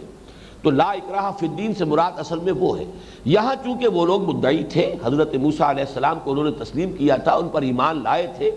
اور تورات کو اب وہ مان رہے تھے کہ یہ اللہ کی عطا کردہ ہے، تو اب ان کے ساتھ جو معاملہ کیا گیا ہے تو اس میں چاہے اس کی یہ تخویف کا اور ایک طرح کی دہشت کی کیفیت جو پیدا کی گئی ہے کہ کوہ طور ان کے سروں پر معلق کیا گیا، تو اس کے اندر کوئی اشتباہ نہیں ہے اور کسی طرح کی اس میں اعتراض کی گنجائش نہیں ہے۔ وَإِذْ أَخَذْنَا مِيثَاقَكُمْ وَرَفَعْنَا فَوْقَكُمُ الطُّورَ خُذُوا مَا آتَيْنَاكُمْ بِقُوَّةٍ وَاسْمَعُوا، اور توجہ سے سنا کرو۔ قَالُوا سَمِعْنَا وَعَصَيْنَا، انہوں نے کہا ہم نے سنا اور ہم نے نافرمانی کی۔ یہ اصل میں آگے چل کر یہ مضمون آئے گا کہ ان کا ایک خاص انداز یہ بھی تھا کہ الفاظ کو ادا کرتے ہوئے اپنی زبان کو ذرا موڑ کر یا اسے بل دے کر ایسے الفاظ ادا کرتے تھے کہ جس کا مفہوم بدل جائے، لیکن اگر کوئی گرفت کی جائے تو کہیں نہیں ہم نے تو وہ بات کہی تھی۔ اب یہ اطعنا اصل میں تو ہے سمعنا و اطعنا، لیکن اطعنا کو عصینا کہا اس طریقے سے کہ جو ان کی اپنی خباثت نفس ہے اس میں خوش ہو گئے کہ ہم نے تو یہ بات جو ہے موسیٰ کے سامنے ہم نے اطعنا کہا، ہم نے عہد کیا ہی نہیں، ہم نے تو عصینا کہا تھا، لیکن یہ کہ لوگوں کو گویا کہ باور کرایا کہ ہم نے اطعنا کہا ہے۔ اسی طرح آگے چل کر آئے گا، مسلمانوں سے کہا گیا کہ مت کہا کرو حضور سے مخاطب ہو کر راعنا، اور یہ در حقیقت ایک مجلسی کلمہ تھا ان کے ہاں کہ گفتگو ہو رہی ہے مجلس میں، تو کچھ ایک طرف جو ہے حضور نے اگر رخ فرما کر کوئی بات کی ہے، ادھر جو لوگ بیٹھے ان کی سمجھ میں تو آ گئی ہے، لیکن ادھر جو لوگ بیٹھے تھے شاید ان پر واضح نہیں ہوئی، تو جیسے کہ آپ کہتے ہیں پارڈن می، ایکسکیوز می، اسی طرح کا جملہ وہاں تھا ان کی مجلسی زبان میں، راعنا، ذرا ہماری رعایت کیجئے، ذرا دوبارہ بات کو دہرا دیجئے، ہماری بات سمجھ میں نہیں آئی ہے، واضح فرما دیجئے۔ لیکن وہ کہتے تھے راعینا، اے ہمارے چرواہے، یا السلام علیکم کی بجائے السلام علیکم، سام موت کو کہتے ہیں۔ جب نبی کے پاس آتے تھے منافقین اور یہود تو السلام علیکم، موت ہو تم پر۔ اب اگر کسی نے گرفت کی تو انہوں نے کہا کہ نہیں صاحب ہم نے تو السلام علیکم کہا تھا، اب یہ آپ کے کانوں میں میل ہوگا شاید، جو آپ کو سمجھ میں سننے میں بات صحیح نہیں آئی، جا کے اپنے کان صاف کرائیے۔ یہ ان کی ایک خاص جو ہے ان کی شرارت نفس کا ایک ظہور ہوتا تھا، جس کا اب یوں سمجھیے کہ جو طرز عمل وہ حضور کے ساتھ کر رہے ہیں، یوں سمجھیے کہ 2000 سال قبل یہی طرز عمل ان کا حضرت موسیٰ علیہ السلام کے ساتھ تھا۔ ان کے وہ بھی جو آباء و اجداد تھے، یہ سب کے سب نہیں، یہ جان لیجئے ان میں بہت نیک لوگ بھی تھے، اور ان کے جانشین بعد میں حضرت موسیٰ علیہ السلام کے، جیسے حضرت مسیح علیہ السلام کے حواریین نے بڑی پھر دین کی دعوت اور تبلیغ میں بڑی مصیبتیں اور سختیاں جھیلی ہیں، تو حضرت موسیٰ علیہ السلام کے جانشینوں نے بھی بعض کارہائے نمایاں سر انجام دیے ہیں، لیکن یہ کہ وہاں ایسے لوگ بھی موجود تھے جن کا طرز عمل یہ تھا کہ انہوں نے کہا قالوا سمعنا وعصینا، ہم نے سنا اور ہم نے رد کر دیا، ہم نے نافرمانی کی، ہم تسلیم نہیں کرتے۔ وَأُشْرِبُوا فِي قُلُوبِهِمُ الْعِجْلَ بِكُفْرِهِمْ، اور اشربو، شربا یشربو، پینا، گویا کہ ان کے دلوں میں پلا دیا گیا، جیسے ہم کہتے ہیں سیسا پلا دینا، ان کے دلوں میں اس بچھڑے کی جو محبت تھی اور اس کی عقیدت اور اس کی الوہیت کا جو عقیدہ تھا وہ ان کے دلوں میں پلا دیا گیا، ان کے دلوں کے اندر جو ہے یہ بات راسخ ہو گئی، بیٹھ گئی پوری طرح، جو ہے جیسے کہ ہم کہتے ہیں کہ نقش فی الحجر، جیسے کہ پتھر میں لکیر ہوتی ہے، اس طریقے سے ان لوگوں کے ہاں بچھڑے کی عظمت اور بچھڑے کی تقدیس کا عقیدہ ان کے دلوں میں راسخ ہو گیا، بکفرہم، اور یہ سب ہوا ان کے اس کفر اور ناشکری کی پاداش میں۔ اس لیے کہ انسان کا اللہ تعالیٰ کا جو قانون ہے وہ یہ ہے لَئِن شَكَرْتُمْ لَأَزِيدَنَّكُمْ وَلَئِن كَفَرْتُمْ إِنَّ عَذَابِي لَشَدِيدٌ۔ اللہ تعالیٰ کوئی نعمت دے، اور اس سے بڑی نعمت کیا ہوگی کہ اللہ تعالیٰ اپنی کتاب عطا فرمائے، اپنی شریعت عطا فرمائے کسی قوم کو، اب اگر اس کے وہ شکر ادا کریں گے، اس نعمت کا احسان مانیں گے، اس کا قدر جو ہے اس کریں گے اور اس کا حق ادا کریں گے، تو اللہ تعالیٰ کی طرف سے احسان اور انعام میں اضافہ ہوتا ہے۔ لَئِن شَكَرْتُمْ لَأَزِيدَنَّكُمْ وَلَئِن كَفَرْتُمْ، اگر تم نے ناشکری کی، ناقدری کی، ہماری نعمتوں کا حق ادا نہ کیا، ان عذابی لشدید، تو پھر میرا عذاب بھی بہت سخت ہے۔ تو ان کی وہ ناشکری اور ناقدری جو انہوں نے تورات جیسی نعمت عطا کیے جانے پر ان کا جو طرز عمل یہ تھا کہ انہوں نے کہا کہ سمعنا وعصینا، اس کی پاداش میں ان کے دلوں کے اندر وہ روگ پیدا کر دیا گیا کہ وہ بچڑے کی پرستش کا جو عقیدہ ہے وہ ان کے دلوں میں بیٹھ گیا۔ قُلْ بِئْسَ مَا يَأْمُرُكُمْ بِهِ ایمانکم، اصل میں یہ سارا تبصرہ ہو رہا ہے جب وہ کہتے تھے ہم مومن ہیں، جب ہم تورات کو مانتے ہیں، ہم موسیٰ کو مانتے ہیں، تم بھی مانتے ہو کہ موسیٰ اللہ کے رسول تھے، تم بھی مانتے ہو کہ تورات جو اللہ کی کتاب ہے، ہم مانتے ہیں، تو ہم مومن ہیں۔ آخر کیا فرق واقع ہوتا ہے اگر ہم محمد کو نہیں مانتے صلی اللہ علیہ وسلم؟ اور کتابیں ہیں، ہم نے مانا ہے، زبور کو ہم مانتے ہیں، تم بھی مانتے ہو کہ داؤد کو اللہ تعالیٰ نے کتاب دی تھی زبور، اس کو ہم تسلیم کرتے ہیں، تم بھی مانتے ہو موسیٰ کو شریعت عطا فرمائی تھی اللہ نے، ہم اس شریعت کی پیروی کرتے ہیں، ہم اللہ کی توحید کے قائل ہیں، ہم آخرت کے قائل ہیں، بعث بعد الموت کے قائل ہیں۔ یہ اصل میں ان کا دعویٰ جو تھا، بہت مرتبہ میں یہ عرض کر چکا ہوں کہ اس چیز کو اصل میں سمجھنا ضروری ہے، ورنہ بہت سی آیات جو ہے وہ سمجھ میں نہیں آتی کہ وہ کون سے ایمان کا دعویٰ کرتے تھے۔ وہ حضور پر ایمان کا دعویٰ نہیں کر رہے تھے، بلکہ در حقیقت ان کا دعویٰ یہ تھا کہ ہمیں تسلیم کرو، ایکنالج کرو کہ ہم بھی مومن ہیں۔ فرق کیا پڑا؟ ہزاروں نبیوں کے ہم ماننے والے، چلیے سینکڑوں کے ماننے والے ہیں، فرض کیجئے کہ محمد واقعی نبی ہے، اگر ہم نے انکار کیا ہے تو ایک ہی نبی کا انکار کیا نا، لہذا ہم نے جب اتنے نبیوں کو مانا ہے تو مانو کہ ہم بھی مومن ہیں۔ اسی پر یہ ساری آیات اب آپ کے سمجھ میں آئے۔ اگر تم واقعی مومن تھے تو تمہارا یہ طرز عمل کیا تھا؟ تم نبیوں کو کیوں قتل کرتے رہے؟ تمہارے آباء و اجداد کا یہ طرز عمل کیا تھا جو انہوں نے جب تورات دی گئی اور جب کہ عہد اللہ نے لیا اور قول و قرار ہوا، اس وقت جو کچھ لوگوں کا طرز عمل تھا کہ انہوں نے کہا سمعنا وعصینا۔ قل بئس ما یامرکم بہ ایمانکم ان کنتم مؤمنین، اے نبی ان سے کہیے بری ہیں وہ چیزیں جس کا کہ حکم دیتا رہا ہے تمہیں تمہارا ایمان اگر تم مومن ہو۔ یعنی یہ کیا طرز عمل ایمان کے ساتھ مطابقت رکھنے والا ہے؟ کیا ان کے مابین جو ہے مناسبت کیا ہے؟ تم در حقیقت مدعی تو ہو ایمان کے، لیکن حقیقتاً مومن نہیں ہو، تمہارے اندر ایمان کی وہ قدر نہیں ہے، تم توحید اور ایمان کو جو ہے وہ واقعتاً اس طور سے تسلیم کرنے والے نہیں ہو۔ اگر کرتے تو تمہارا طرز عمل یہ نہ ہوتا۔ گویا کہ یہاں بھی نوٹ کیجئے کہ انسان کے عمل سے اس کے ایمان کی نفی کی جا رہی ہے۔ یہ بات جو ہم پہلے پڑھ چکے ہیں، بلا من کسب سیئۃ واحاطت بہ خطیئتہ فاولئک اصحاب النار هم فیہا خالدون۔ کیوں نہیں؟ اگر کسی شخص نے جان بوجھ کر ایک بھی کبیرہ گناہ کا ارتکاب کیا، یہ ضرور ہے کہ کبیرہ ہونا چاہیے، اور دوسرے یہ کہ کسبہ جان بوجھ کر کیا ہو، مغالطے میں نہ ہو، کسی دھوکے میں غلط فہمی میں نہ ہو، لیکن جان بوجھ کر اگر ایک کبیرہ گناہ کا بھی انسان ارتکاب کرتا ہے اور اس پر مداومت ہے، اس پہ تسلسل ہے، مسلسل اس پر عمل کرتا چلا جا رہا ہے، اس کے نتیجے میں ایمان سرے سے زائل ہو جائے گا، ایمان دل میں باقی نہیں رہے گا، اوپر سے ایمان کا ایک ونیئر رہ جائے گا، جیسا کہ میں نے بارہا مثال دی ہے کہ چاہے کتنی ہی موٹی جو ہے وہ چوکھٹ ہے یا شہتیر ہے، بہت موٹا، بہت ہی مضبوط نظر آ رہا ہے، اندر سے وہ دیمک نے اسے چٹ کر لیا ہے، کھا لیا ہے، کھوکھلا ہو چکا ہے، اوپر سے ونیئر موجود ہے، ایک پھٹی سی، وہ چونکہ اللہ تعالیٰ نے ہر جاندار کو شعور عطا کیا ہے، تو وہ چھوٹا سا کیڑا جو ہے وہ دیمک، اس کے اندر بھی یہ شعور ہے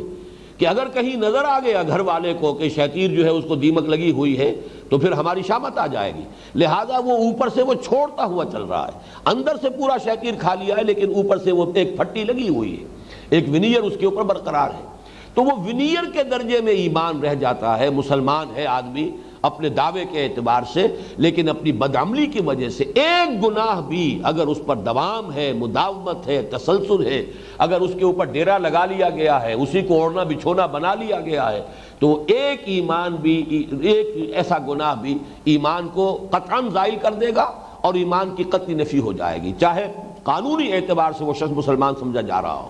یہاں اسی کے لیے ایک دلیل آ گئی کہ ان کے ان افعال کی وجہ سے، اعمال کی وجہ سے ان کے دعویٰ ایمان کی نفی ہو رہی ہے۔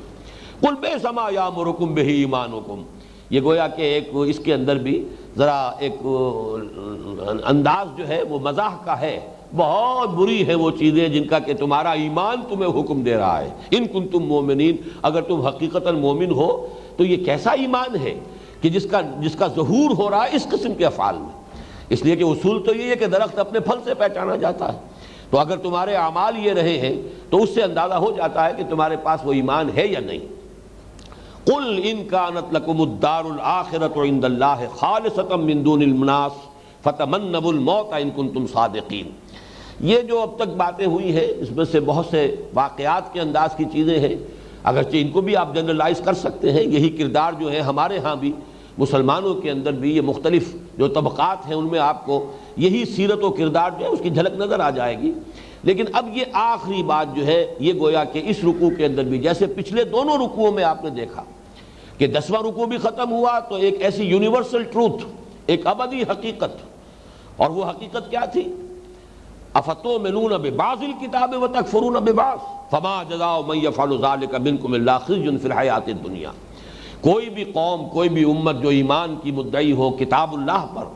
پھر اس کا طرز عمل یہ ہو کہ اس کے ایک حصے پر تو عمل ہے اور ایک حصے کو اس نے چھوڑا ہوا ہے، ترک کیا ہوا ہے۔ کچھ احکام تو شریعت کے ایسے ہیں کہ سر آنکھوں پر ہیں، اور کچھ احکام وہ ہے کہ جو پاؤں تلے روندے جا رہے ہیں۔ تو یہ طرز عمل جو ہے اس کے بارے میں فرمایا فما جزاء من یفعل ذلک منکم الا خزی فی الحیاۃ الدنیا ویوم القیامۃ یردون الی اشد العذاب۔ جو کوئی بھی تم میں سے یہ طرز عمل اختیار کرے گا اس کی کوئی سزا اس کے سوا نہیں ہے کہ دنیا میں ذلیل و خوار کر دیے جائیں اور قیامت کے دن شدید ترین عذاب میں جھونک دیے جائیں۔ وَمَا اللَّهُ بِغَافِلٍ عَمَّا تَعْمَلُونَ، اور اللہ غافل نہیں ہے اس سے جو تم کر رہے ہو۔ اس سے پچھلا رکوع ختم ہوا تھا بلا من کسب سیئۃ۔ اب یہ یونیورسل ٹروتھس ہیں، یہ حقائق ابدیہ ہیں، یہ وہ چیزیں ہیں کہ جو زمانے کے ساتھ بدلتی نہیں ہیں۔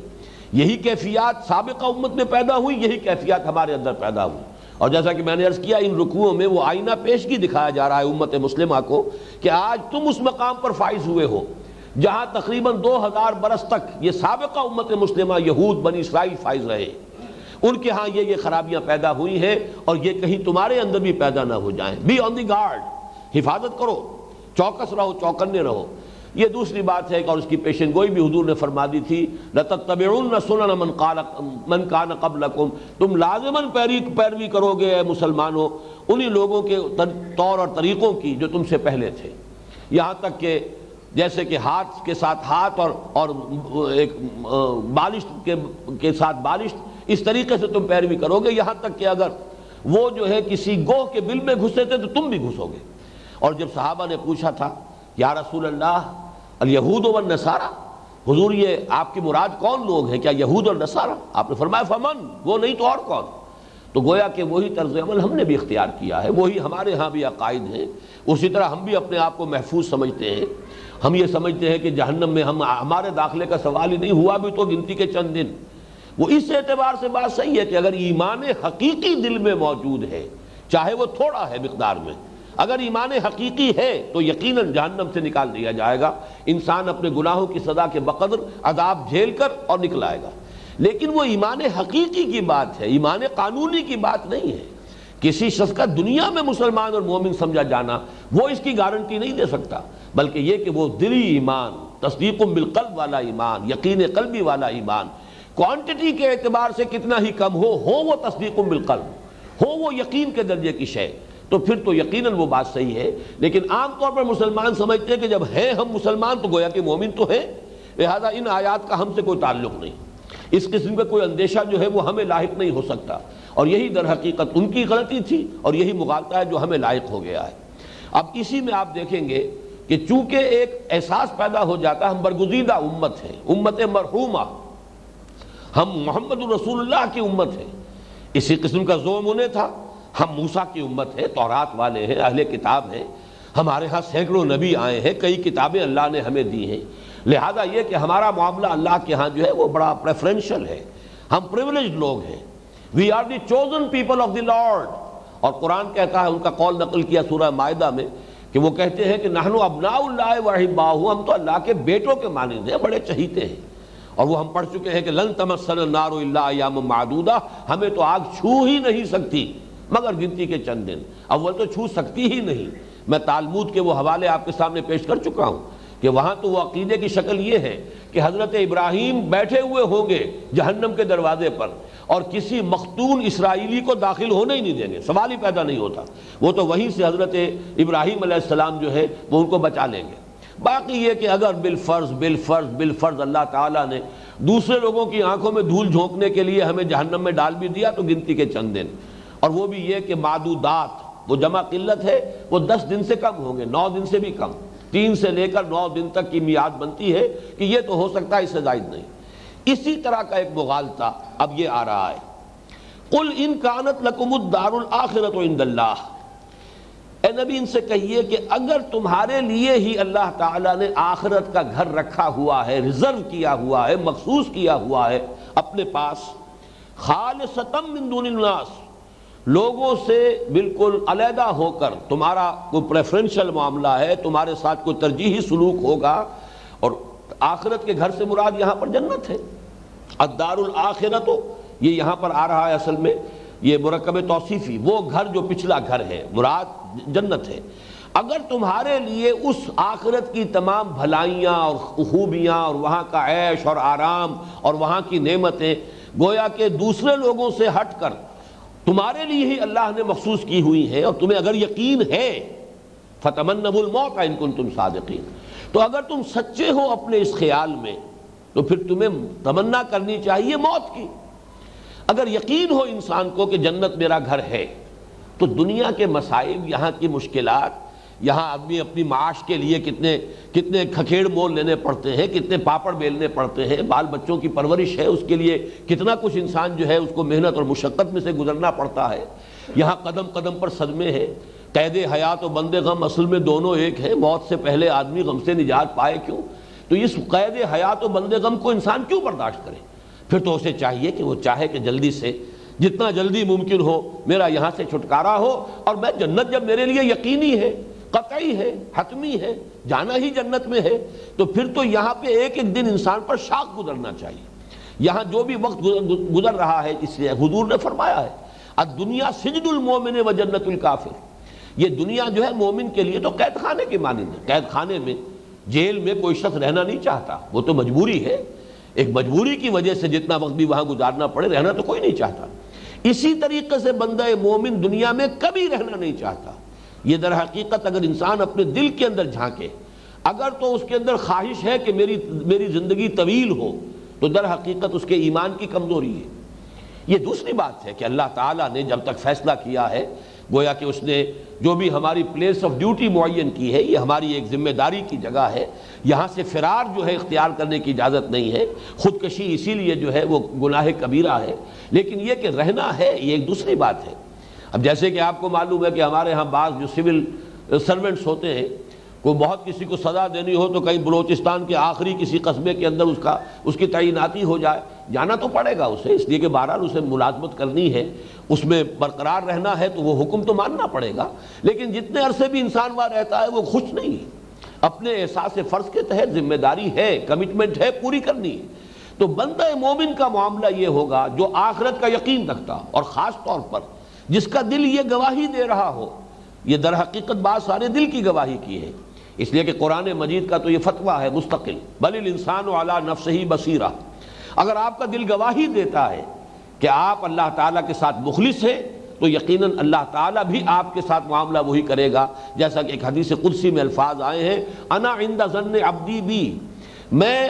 اس ظن کے ساتھ ہوں کہ جو میرا بندہ میرے ساتھ رکھتا ہے،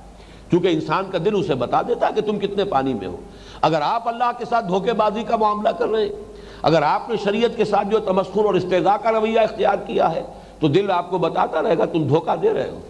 تم صحیح راستے پر نہیں ہو،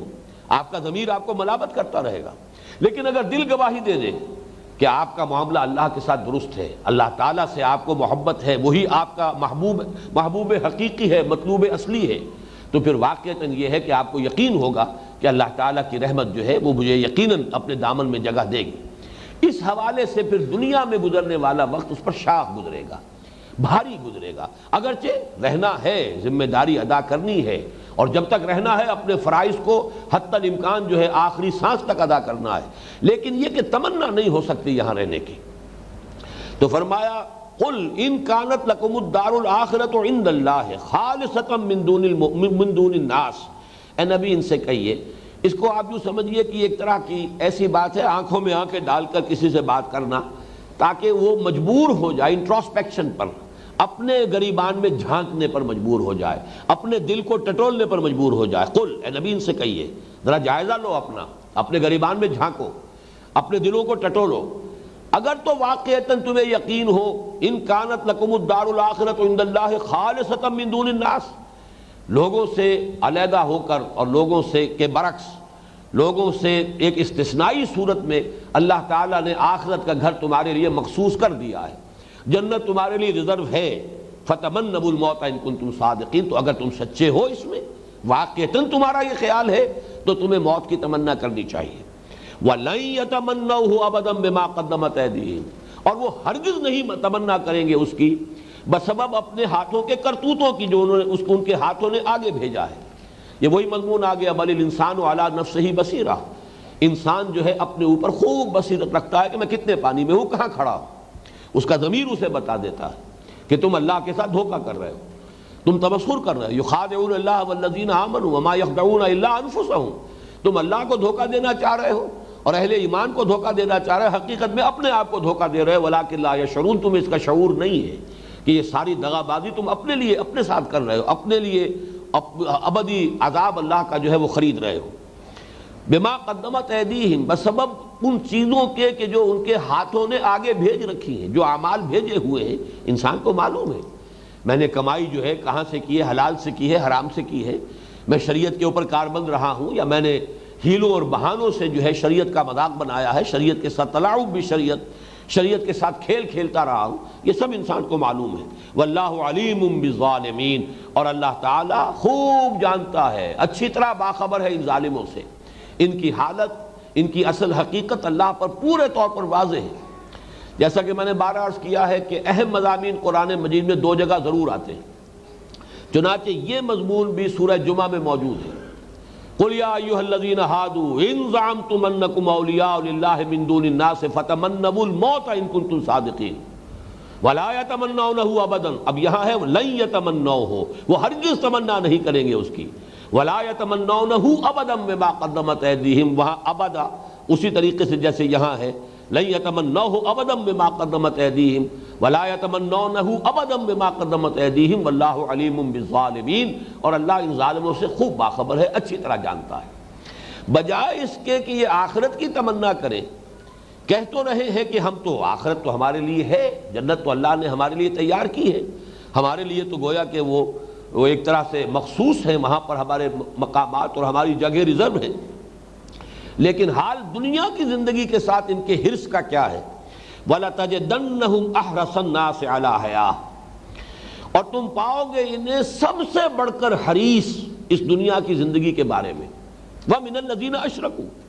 یہاں تک کہ مشرکوں سے بھی بڑھ کر حریص. یعنی یہ کہ یہ مشرک کھلم کھلا ضلوا ضلالا بعیدا. ظاہر بات ہے کہ اہل کتاب کا معاملہ تو یہ تھا کہ آخر توحید کے وہ مدعی تھے، اس میں کوئی شک نہیں. پھر یہ کہ آخرت کو بھی مانتے تھے، چاہے یہ کہ آخرت کے عقیدے کی انہوں نے نفی کر لی تھی زیرو سے ضرب دے کر کہ جب ہمارا معاملہ خاص ہے تو گویا کہ اس آخرت کے عقیدے کا ان کے عمل پر کوئی اثر نہیں تھا، اس لیے کہ معلوم ہے کہ چاہے ہم کیسے ہی گناہ کریں بہرحال ہمیں جہنم میں نہیں ڈالا جائے گا، اور ڈالا بھی گیا تو گنتی کے چند دن. تو آخرت کا عقیدہ غیر مؤثر ہو گیا، اب ان کے کردار پر، ان کے اعمال اور اخلاق پر اس کی کوئی چھاپ نہیں ہے. لیکن بہرحال مدعی تھے کہ آخرت کو مانتے ہیں، توحید کو مانتے ہیں، اللہ کو مانتے ہیں. اس کے برعکس تو وہ مشرکین جو نہ آخرت کے مدعی، نہ وہ بعث بعد الموت کے ماننے والے، اللہ تعالیٰ کے ساتھ جو ہے بہرحال اللہ کا نام تو ان کے ہاں بھی تھا، اللہم دعائیں تو کرتے تھے مشرکین مکہ بھی، لیکن یہ کہ ان کے ساتھ ان کی دیویاں اور دیوتا اور ان کے معبود اور لات اور عزا اور حبل اور منات یہ بھی تھے. تو ظاہر بات ہے کہ ان کے مقابلے میں وہ بہت دور تھے حق سے، حقیقت سے، معرفت سے بہت دور. لیکن ان کا حال بھی یہ ہے کہ ان کے اندر جرأتیں تھیں، ان کے اندر ہمت تھی، وہ سامنے سے وار کرتے تھے. آپ کو معلوم ہے کہ اہل مکہ میں نفاق نہیں تھا، چاہے وہ بدترین دشمن تھے حضور کے، لیکن وار سامنے سے کرتے تھے. کبھی انہوں نے اس طرح سے جیسے کہ ایک بزدل آدمی جو ہے وہ پیٹھ پیچھے سے وار کرتا ہے، وارن کر کے وار کرنا یہ ہے بہادری. مقابلہ کرنا تو سامنے سے آ کے کرنا، ڈنکے کی چوٹ کرنا، یہ چیزیں ان میں اس لیے تھی کہ ان میں یہ جو بنیادی جوہر انسانیت کا ہے وہ کچھ محفوظ تھا. ایک مسلمان قوم جب بگڑتی ہے، مدعی ہو اس کی کہ ہم اللہ کے اور رسول کے اور آخرت کے ماننے والے ہیں، اور حقیقت ایمان سے تہی ہو جائے، تو واقعہ یہ ہے کہ بنیادی انسانی اخلاقیات سے بھی وہ قوم بالکل محروم ہو جاتی ہے. اور یہی ہے اصل میں کہ جو ہمارا اس وقت کا کرائسس ہے دنیا میں مسلمانوں کا، کہ 1.25 ارب کے قریب جو ہے 120 کروڑ مسلمان دنیا میں اس وقت ہے اندازاً. ہر 5واں انسان جو ہے دنیا میں مسلمان ہے، مدعی ہے محمد پر ایمان کا، قرآن پر ایمان کا صلی اللہ علیہ وسلم، اللہ کی توحید کا. لیکن حال جو ہے وہ آپ کے سامنے. ضربت علیہم الذلۃ والمسکنۃ وباؤوا بغضب من اللہ. ذلت ہے، مسکنت ہے، کوئی عزت نہیں، کوئی حیثیت نہیں. کسنمی پرست کے بھیا کیس تھی، بین الاقوامی مسائل میں کبھی آپ کی رائے کوئی نہیں لیتا، بلکہ آپ کی تقدیروں کے فیصلے جو ہے بیٹھ کر خود کرتے ہیں. تو یہ ہمارا حال کیوں ہو گیا ہے؟ اس لیے کہ بنیادی انسانی اخلاق سے بھی ہم تہی ہو گئے ہیں. اور اس کی جو دوسری توجیہ جو ہے، جو خاص طور پر مسلمانوں نے پاکستان کے ضمن میں قرآن مجید کی روح سے کرتا رہا ہوں، کہ یہ خاص طور پر ہم نے جو ایک عہد کیا تھا اللہ کے ساتھ کہ اللہ ہمیں انگریز اور ہندو کی دوہری غلامی سے نجات دے، ہم تیرے دین کا بول بالا کریں گے، ہمیں ایک علیحدہ ملک دے تاکہ تیرے دین کو قائم کریں، تیرے نبی کی شریعت کو نافذ کریں، دنیا کے سامنے نمونہ پیش کر سکے تیرے دین کا. اور اس کے بعد جو کچھ ہم نے کیا اس کے نتیجے میں سزا کے طور پر نفاق پیدا کیا گیا ہے. وہ 3 آیات جو ہے سورہ توبہ کی، وَمِنْهُمْ مَنْ عَاهَدَ اللَّهُ، ان میں سے کچھ لوگ ایسے بھی ہیں جنہوں نے اللہ سے ایک عہد کیا تھا، لَئِنْ آتَانَا مِنْ فَضْلِهِ، اگر اللہ ہمیں اپنے فضل سے نواز دے گا، لَنَصَّدَّقَنَّ وَلَنَكُونَنَّ مِنَ الصَّالِحِينَ، ہم خوب صدقہ کریں گے، خیرات دیں گے، انفاق کریں گے، اللہ کی راہ میں نیکی کے لیے پیسے خرچ کریں گے. فَلَمَّا آتَاهُم مِّن فَضْلِهِ بَخِلُوا بِهِ وَتَوَلَّوْا وَهُمْ مُعْرِضُونَ. جب اللہ نے انہیں اپنے فضل سے نواز دیا، غنی کر دیا، دولت دے دی، ہر طرح کی کشادگی عطا کر دی، اب انہوں نے بخل سے کام لیا اور پیٹھ موڑ لی اور اعراض کی روش اختیار کی. فَعَاقَبَهُمْ نِفَاقًا فِي قُلُوبِهِمْ، اللہ تعالیٰ نے عقوبت کے طور پر، سزا کے طور پر ان کے دلوں میں نفاق کا روگ پیدا کر دیا. جیسے یہاں آیا تھا کہ اللہ تعالیٰ نے ان پر لعنت کی ہے ان کے کفر کی وجہ سے، اللہ تعالیٰ نے ان کے دلوں میں جنہوں نے کہا تھا سمعنا وعصینا، ان کے اس کفر کی وجہ سے ان کے دلوں کے اندر گوسالہ پرستی اور بچڑے کی عقیدت اور محبت جو ہے ان کے دلوں کے اندر راسخ کر دی۔ یہ سزا دنیا میں اللہ تعالیٰ نقد دیتا ہے، جو اجتماعی جرم ہوتے ہیں قوموں کے اور امتوں کے، ان کی سزا دنیا میں ملتی ہے۔ انفرادی محاسبہ اور حساب کتاب آخرت میں ہونا، اس پر تفصیل سے میں نے ایک مستقل باب لکھا ہے اپنی اس کتاب میں، سابقہ اور موجودہ مسلمان امتوں کا ماضی، حال اور مستقبل، قرآن کا قانون عذاب کے بارے میں اللہ تعالیٰ کے قوانین کیا ہیں جو قرآن مجید میں مختلف جگہوں پر بیان ہوئے۔ جو قوموں کا معاملہ ہے، امتوں کا معاملہ ہے، ان کی غلط کردار کی سزا دنیا میں ملتی ہے، اجتماعی گناہوں کی سزا دنیا میں ملتی ہے۔ ہاں انفرادی معاملات کا حساب کتاب جو وہ آخرت میں ہوگا۔ کلہم آتی ہے یوم القیامت فردا، وہاں ہر ایک کو انفرادی حیثیت میں پیش ہونا ہوگا۔ تو یہاں پر بھی جو سزا جو مسلط ہوئی ہے اس کو آپ نوٹ کر لیجئے، وہی بزدلی آج مسلمانوں کے اندر آ گئی ہے۔ وہی حال ہمارا جو ہے، میں ابھی ایک حدیث کی روح سے بھی آپ کو وہ بات سامنے لے آؤں گا، وَلَن يَتَمَنَّوهُ أَبَدًا بِمَا قَدَّمَتْ أَيْدِيهِمْ وَاللَّهُ عَلِيمٌ بِالظَّالِمِينَ۔ اگرچہ ان کو اپنی امانی کے منطقی نتیجے کے طور پر تو دنیا کی بجائے آخرت کا طالب ہونا چاہیے، بجائے دنیا کی زندگی میں طوالت چاہنے کے ان کی دلی خواہش یہ ہونی چاہیے کہ جلد از جلد اللہ تعالیٰ اپنی طرف بلائے، اور یہ جو ہمارے لیے اس قید خانے کا دور ہے یہ مختصر سے مختصر ہو۔ لیکن حال یہ نہیں ہوگا، اس لیے کہ انہیں خوب معلوم ہے بما قدمت ایدیہم، ان کے ہاتھوں نے جو کچھ آگے بھیجا ہے اس کی وجہ سے یہ موت کی تمنا نہیں کر سکتے۔ وَلَتَجِدَنَّهُمْ أَحْرَصَ النَّاسِ عَلَىٰ حَيَاةٍ، تم پاؤ گے ان کو سب سے بڑھ کر حریص دنیا کی زندگی کا۔ وَمِنَ الَّذِينَ أَشْرَكُوا، یہ ہے گویا کہ یہاں تک کہ مشرکوں کے مقابلے میں بھی زیادہ حریص۔ جو مشرکین مکہ تھے، جیسا کہ میں نے عرض کیا، انہوں نے جب بھی مقابلہ کیا کھل کر کیا، میدان میں آ کر کیا، لیکن یہ کہ ان کا معاملہ یہ تھا کہ جان اتنی عزیز تھی کہ وہ بڑے ہتھیار جو ہے، بنو قریظہ کا جب معاملہ ہوا ہے تو ان کے ہاتھ سے اتنا ہتھیار برآمد ہوا ہے کہ مسلمان حیران رہ گئے کہ اگر وہ ہمارے ساتھ جنگ کرتے تو ان کے پاس تو اتنا ساز و سامان تھا کہ بہرحال اور کچھ نہ ہوتا ہمیں بھی تو بہت سا نقصان پہنچا دیتے، لیکن یہ کہ بزدلی کی وجہ سے یہ ہوا کہ انہوں نے ہتھیار ڈال دیے۔ تینوں قبیلوں کا یہی حشر ہوا ہے کہ جو مدینے کے اندر تھے، ایک ایک کر کے سب نے خلاف ورزی کی وعدوں کی، اور نتیجتاً جو سزا ملی ہے نہایت ذلت اور رسوائی کے ساتھ۔ دو قبیلے تو وہ ہے کہ جو وہاں سے وہ نکال دیے گئے، اور ایک قبیلے کے جو تمام جوان افراد کو تہہ تیغ کیا گیا، قتل کیا گیا۔ لیکن یہ کہ جہاں تک مشرکین کا معاملہ، ابو جہل کا حال بھی یہ ہے کہ جب گردن کاٹی جا رہی تھی تو اس نے کہا کہ ذرا نیچے سے گردن کاٹنا تاکہ جب نیزے کے اوپر میرا سر رکھو تو نظر آئے اونچا سر، معلوم ہو کہ سردار کی گردن ہے، کسی سردار کا سر ہے۔ تو یہ جو مشرکین کا طرز عمل تھا، اس کے برعکس ان کا معاملہ یہ تھا، جیسا کہ میں نے عرض کیا کہ سورۃ الحشر میں فرمایا گیا کہ یہ کبھی بھی مسلمانوں تم سے کھلے میدان میں مقابلہ نہیں کر سکیں گے۔ وَلَتَجِدَنَّهُمْ أَحْرَصَ النَّاسِ عَلَىٰ حَيَاةٍ وَمِنَ الَّذِينَ أَشْرَكُوا يَوَدُّ أَحَدُهُمْ لَوْ يُعَمَّرُ أَلْفَ سَنَةٍ، ان میں سے ایک ایک شخص یہ چاہتا ہے کہ کسی طرح اس کی عمر 1000 برس ہو جائے۔ اتنی خواہش ہے دنیا میں طول عمر کی کہ یود احدہم لو یعمر الف سنہ، ان میں سے ہر ایک، ویسے تو ترجمہ ہوگا ان میں سے ایک یہ چاہتا ہے، مراد ہے ان میں سے ہر ایک شخص کی خواہش یہ ہے کہ کاش کسی طریقے سے اس کی عمر جو ہے اس کو 1000 برس کی عمر نصیب ہو جائے۔ وما هو بمزحزحہ من العذاب ان یعمر، اور نہیں ہے یہ بات کہ کسی کی عمر زیادہ کر دی جائے اسے بچا لینے والی عذاب سے، یعنی یہ کہ 1000 برس بھی، یہ گویا کہ برسبیل تنزل، دلیل آخری درجے میں، فرض کیجئے کسی کی عمر 1000 برس بھی ہو جائے، یہ دنیا کے 1000 برس جو اللہ تعالیٰ کے ہاں تو ایک دن کے برابر ہے، بہرحال یہ بھی ختم ہو جائیں گے۔ ابدی زندگی تو وہی ہے جو آخرت کی ہے، 1000 برس بھی تو ایک وقت میں آ کے ختم ہو جائیں گے، اور محض یہ کہ دنیا میں آپ بہت عرصے رہ لیا، اس سے عذاب تو نہیں ٹل جائے گا۔ وما ہوا بمزحزحہ من العذاب ان یعمر،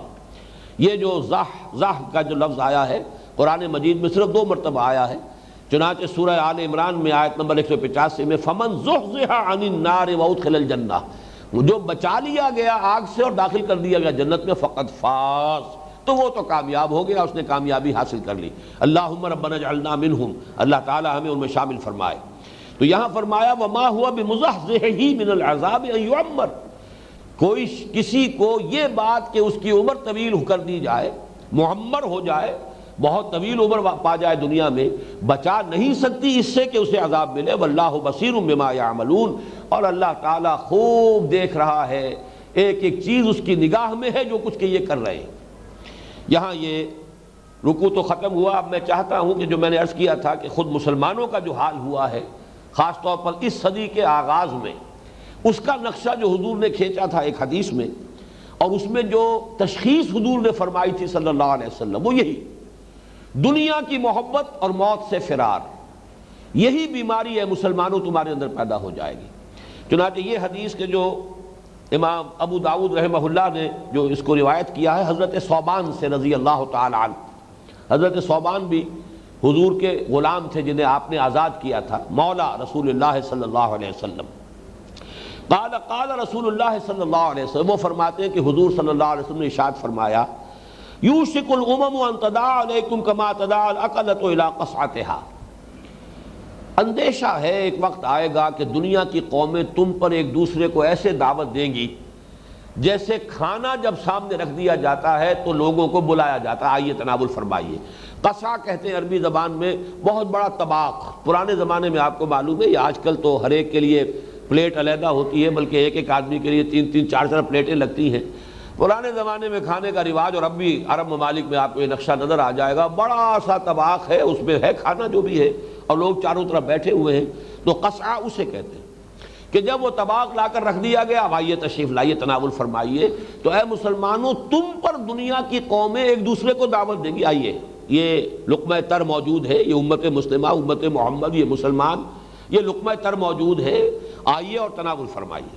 فقال قائل، تو کہا ایک کہنے والے نے، من قلت نحن یومئذ، اس کی روایت جو دوسری ہے، اب من قلت نحن یومئذ یا رسول اللہ، دوسری روایت میں الفاظ یہ آئے ہیں من قلت نحن یومئذ، حضور کیا اس دن یہ اس لیے ہوگا کہ ہماری تعداد کم ہو جائے گی، ہم قلیل ہوں گے، تعداد جو ہے ہماری بہت کم رہ جائے گی؟ قال بل انتم یومئذ کثیر، حضور نے فرمایا نہیں،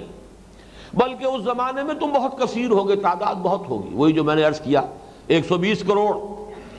اور 1.25 بلین جو ہے وہ آپ دنیا کے اندر ہے، بہت کثیر ہو، ولکنکم غثاء کغثاء السیل، لیکن تمہاری حالت ایسی ہوگی کہ جیسے جھاگ ہوتا ہے یا جھاڑ جھکاڑ سیلاب کے اوپر، یہ آپ کو معلوم ہے جیسے ہمارے ہاں آج کل لفظ میں نے پڑھا اخبارات میں، رود کوہی، پہاڑی علاقے جو ہوتے ہیں، یہ بلوچستان کا جیسا ساحل ہے ایسا ہی در حقیقت عرب کا زیادہ تر ساحل ایسا ہی ہے۔ اب وہ پہاڑیوں کے مابین جو وادیاں ہیں، بارش اگر زوردار ہو جائے گی تو وادیاں جو ہیں وہی در حقیقت ندیوں اور نالوں کی شکل اختیار کر لیتی ہیں، اور پانی آتا ہے بڑے جوش کے ساتھ، اور جب پانی آئے گا جوش کے ساتھ تو جو آگے جھاڑ جھکاڑ ہے، کوڑا کرکٹ ہے، اس کو اٹھا لے گا، تو آگے نظر آئے گا کوئی جھاڑ جھکاڑ ہے، کچھ وہ پانی نظر نہیں آتا، بلکہ وہ پانی کے اوپر کا جھاگ یا اسی طرح کا جو بھی کوئی گھاس پھوس ہے وہ نظر آتا ہے، کہ تمہاری حالت وہ ہو جائے گی جیسے کہ کسی سیلاب کے اوپر کا جھاڑ جھکاڑ ہو یا اس کا جھاگ ہو یا اس کے اوپر گھاس وغیرہ ہو۔ وَلَيَنزِعَنَّ اللَّهُ مِن صُدُورِ عُدُوِّكُمُ الْمَحَابَةَ مِنكُمْ، بڑے اہم الفاظ ہیں، اور اللہ تعالیٰ تمہارے دشمنوں کے دلوں سے تمہاری ہیبت نکال دے گا، ہیبت، محابتاً، یہ جو تمہاری ہیبت ہے، اس زمانے میں چاہے تم ہوگے بہت تعداد کے اندر بڑی کثیر ہوگے، لیکن یہ کہ تمہاری حیثیت بھی ہوگی سیلاب کے اوپر کے جھاڑ جھنکاڑ کی یا کوڑے کرکٹ کی، غثاء کا غثاء سیل، اور یہ کہ تمہارا روب نہیں رہے گا، تمہاری ہیبت نہیں رہے گی، اللہ تعالیٰ تمہارے دشمنوں کے دلوں سے، ان کے سینوں سے تمہارا روب اور تمہاری ہیبت ختم کر دے گا۔ وَلَيَغْزِفَنَّ فِي قُلُوبِكُمُ الْوَهْنَ، اور تمہارے دلوں کے اندر وہن پیدا کر دے گا۔ یہ پہلے بھی حدیث بہت مرتبہ آئی ہے، صرف نوٹ کر لیجئے، وہن، ویسے یہ کہ تلفظ میں وہم جو ہے میم کے ساتھ، یہ چونکہ ہمارے ہاں عام طور پر لفظ استعمال ہوتا ہے، آپ کو مغالطہ نہ ہو، یہ نون کے ساتھ ہے وہن، اور وہن ہی سے توہین بنا ہے، باب تفعیل، کسی کی اہانت کرنا توہین وہن سے ہے، مہین اہانت آمیز عذاب وہ بھی اسی سے ہے۔ وَلَيَنزِعَنَّ اللَّهُ مِن صُدُورِ عُدُوِّكُمُ الْمَحَابَةَ مِنكُمْ وَلَيَقْذِفَنَّ فِي قُلُوبِكُمُ الْوَهْنَ قِيلَ مَنْ وَهْنُ یا رسول اللہ، اب آخری سوال کیا گیا، اللہ کے رسول یہ بتائیے یہ وہن کیا ہے، یہ ہمارے علم میں نہیں ہے، یہ کون سی بیماری ہے، کون سا روگ ہے؟ قال حب الدنیا وکراہیت الموت، حضور نے فرمایا دنیا کی محبت، وَلَتَجِدَنَّهُمْ أَحْرَصَ النَّاسِ عَلَىٰ حَيَاةٍ وَمِنَ الَّذِينَ أَشْرَكُوا، جب یہ کیفیت ہو جائے کسی مسلمان قوم کی، حب الدنیا و کراہیت الموت، موت کا خوف، موت سے فرار، موت سے بچنے کی کوشش، جب یہ صورتیں پیدا ہو جائیں گی تو تمہارا رعب ختم ہو جائے گا، تمہارے دشمنوں کے سینوں میں سے تمہاری ہیبت جو ہے وہ زائل ہو جائے گی، تم لقمہ تر بن جاؤ گے، ایک نوالا ہوگے بڑا ہی بہت ہی لذیذ نوالا جس کو دنیا جو ہے وہ کھائے گی۔ اور یہ صورتحال میں نے بارہا عرض کیا ہے، تاریخ کی اس حقیقت کو ذہن میں رکھیے، اس صدی کا جو ربع اول تھا اس وقت یہ کیفیت جو کی تو پیدا ہو چکی تھی، اس لیے کہ پہلی جنگ عظیم کے خاتمے کے بعد جو حال تھا عالم اسلام کا، جس طریقے سے حصے بکھرے کیے گئے ہیں، حالانکہ عربوں سے وعدہ کیا گیا تھا کہ ترکوں کے خلاف بغاوت کرو تمہیں ہم آزادی دیں گے، تم خود کیوں نہیں اپنے ملکوں کے تم جو ہے خود مختار جو ہے حکمران بن جاؤ گے، لیکن پھر جو سزا انہیں ملی ہے ترکوں کے خلاف بغاوت اور غداری کی، وہ یہ کہ وہ چیٹھڑے اڑا دیے گئے عالم عرب کے، یہ انگریزوں کے لیے ہے اور یہ فرانسیسیوں کے لیے ہے اور یہ اطالویوں کا حصہ ہے اور یہ ان کا ہے، اس طریقے سے پورا عالم اسلام، ہم تو پہلے ہی سے غلام چلے آ رہے تھے، ہم تو اس سے بھی 100 برس پہلے سے غلام تھے، اور اس سے پہلے جو ہے یہ انڈونیشیا اور ملائیشیا یہ بھی بہت پہلے سے غلام تھے، لیکن یہ ہمارا زوال کا جو دور ثانی ہے یہ انتہا کو پہنچا ہے اس صدی کے ربع اول کے قریب، جب پہلی جنگ عظیم ختم ہوئی ہے، اور اس کے بعد حال یہ ہو گیا کہ عالم اسلام میں زیادہ سے زیادہ یوں کہہ لیجئے کہ کچھ بچا ہوا علاقہ تھا تو نجد کا علاقہ تھا، اس لیے کہ وہاں سوائے ریت کے کچھ تھا نہیں، اس وقت تک ابھی تیل برآمد نہیں ہوا تھا، ورنہ سب سے بڑھ کر اسی پر قبضہ کیا گیا ہوتا، کیونکہ وہاں سوائے ریت کے اور کچھ تھا نہیں، لہذا وہ علاقہ چھوڑا ہوا تھا، باقی پورا عالم اسلام جو ہے وہ مغربی قوتوں کے زیر نگین آیا، وہ حال ہمارا ہوا، یوشک الامم ان تداعی علیکم، اور اصل سبب کیا؟ حب الدنیا و کراہیت الموت۔ تو یہ جو اس رکوع کا بھی جو آخری مضمون آیا، جیسا کہ میں نے عرض کیا، ان تمام میں آپ دیکھیں گے کہ اختتام پر وہ یونیورسل ٹروتھس آ رہے ہیں، ابدی حقائق جن کو کہ ہر مسلمان امت کو اپنے سامنے رکھنا ضروری ہے، کہ اگر کسی قوم کے اندر یہ صورت پیدا، اور ہوتی کیوں ہے؟ اس لیے کہ ایک زوم پیدا ہو جاتا کہ ہم تو اللہ کے بڑے چہیتے ہیں، لاڈلے ہیں، امت مرحوم ہیں، ہم فلاں کی امت میں سے ہیں، فلاں کے ساتھ ہمارا یہ رشتہ ہے، لہذا اللہ تعالیٰ نے گویا کہ جنت تو ہمارے لیے ٹیکن فار گرانٹڈ ہے، ریزروڈ ہے، لہذا پھر یہ کہ انسان کا معاملہ، لیکن طرز عمل کیا ہوگا؟ تجزیہ کیجئے تو معلوم ہوگا کہ ان کا کوئی یقین جنت ونت پر نہیں ہے، یہ تو اس دنیا کو جنت بنانا چاہتے ہیں۔ وَلَتَجِدَنَّهُمْ أَحْرَصَ النَّاسِ عَلَىٰ حَيَاةٍ وَمِنَ الَّذِينَ أَشْرَكُوا يَوَدُّ أَحَدُهُمْ لَوْ يُعَمَّرُ أَلْفَ سَنَةٍ وَمَا هُوَ بِمُزَحْزِحِهِ مِنَ الْعَذَابِ أَن يُعَمَّرَ وَاللَّهُ بَصِيرٌ بِمَا يَعْمَلُونَ، اور جو کچھ یہ کر رہے ہیں اللہ اس سے خوب باخبر ہے، اللہ اسے دیکھ رہا ہے۔ بارک اللہ لی ولکم فی القرآن العظیم ونفعنی وإیاکم بالآیات والذکر الحکیم۔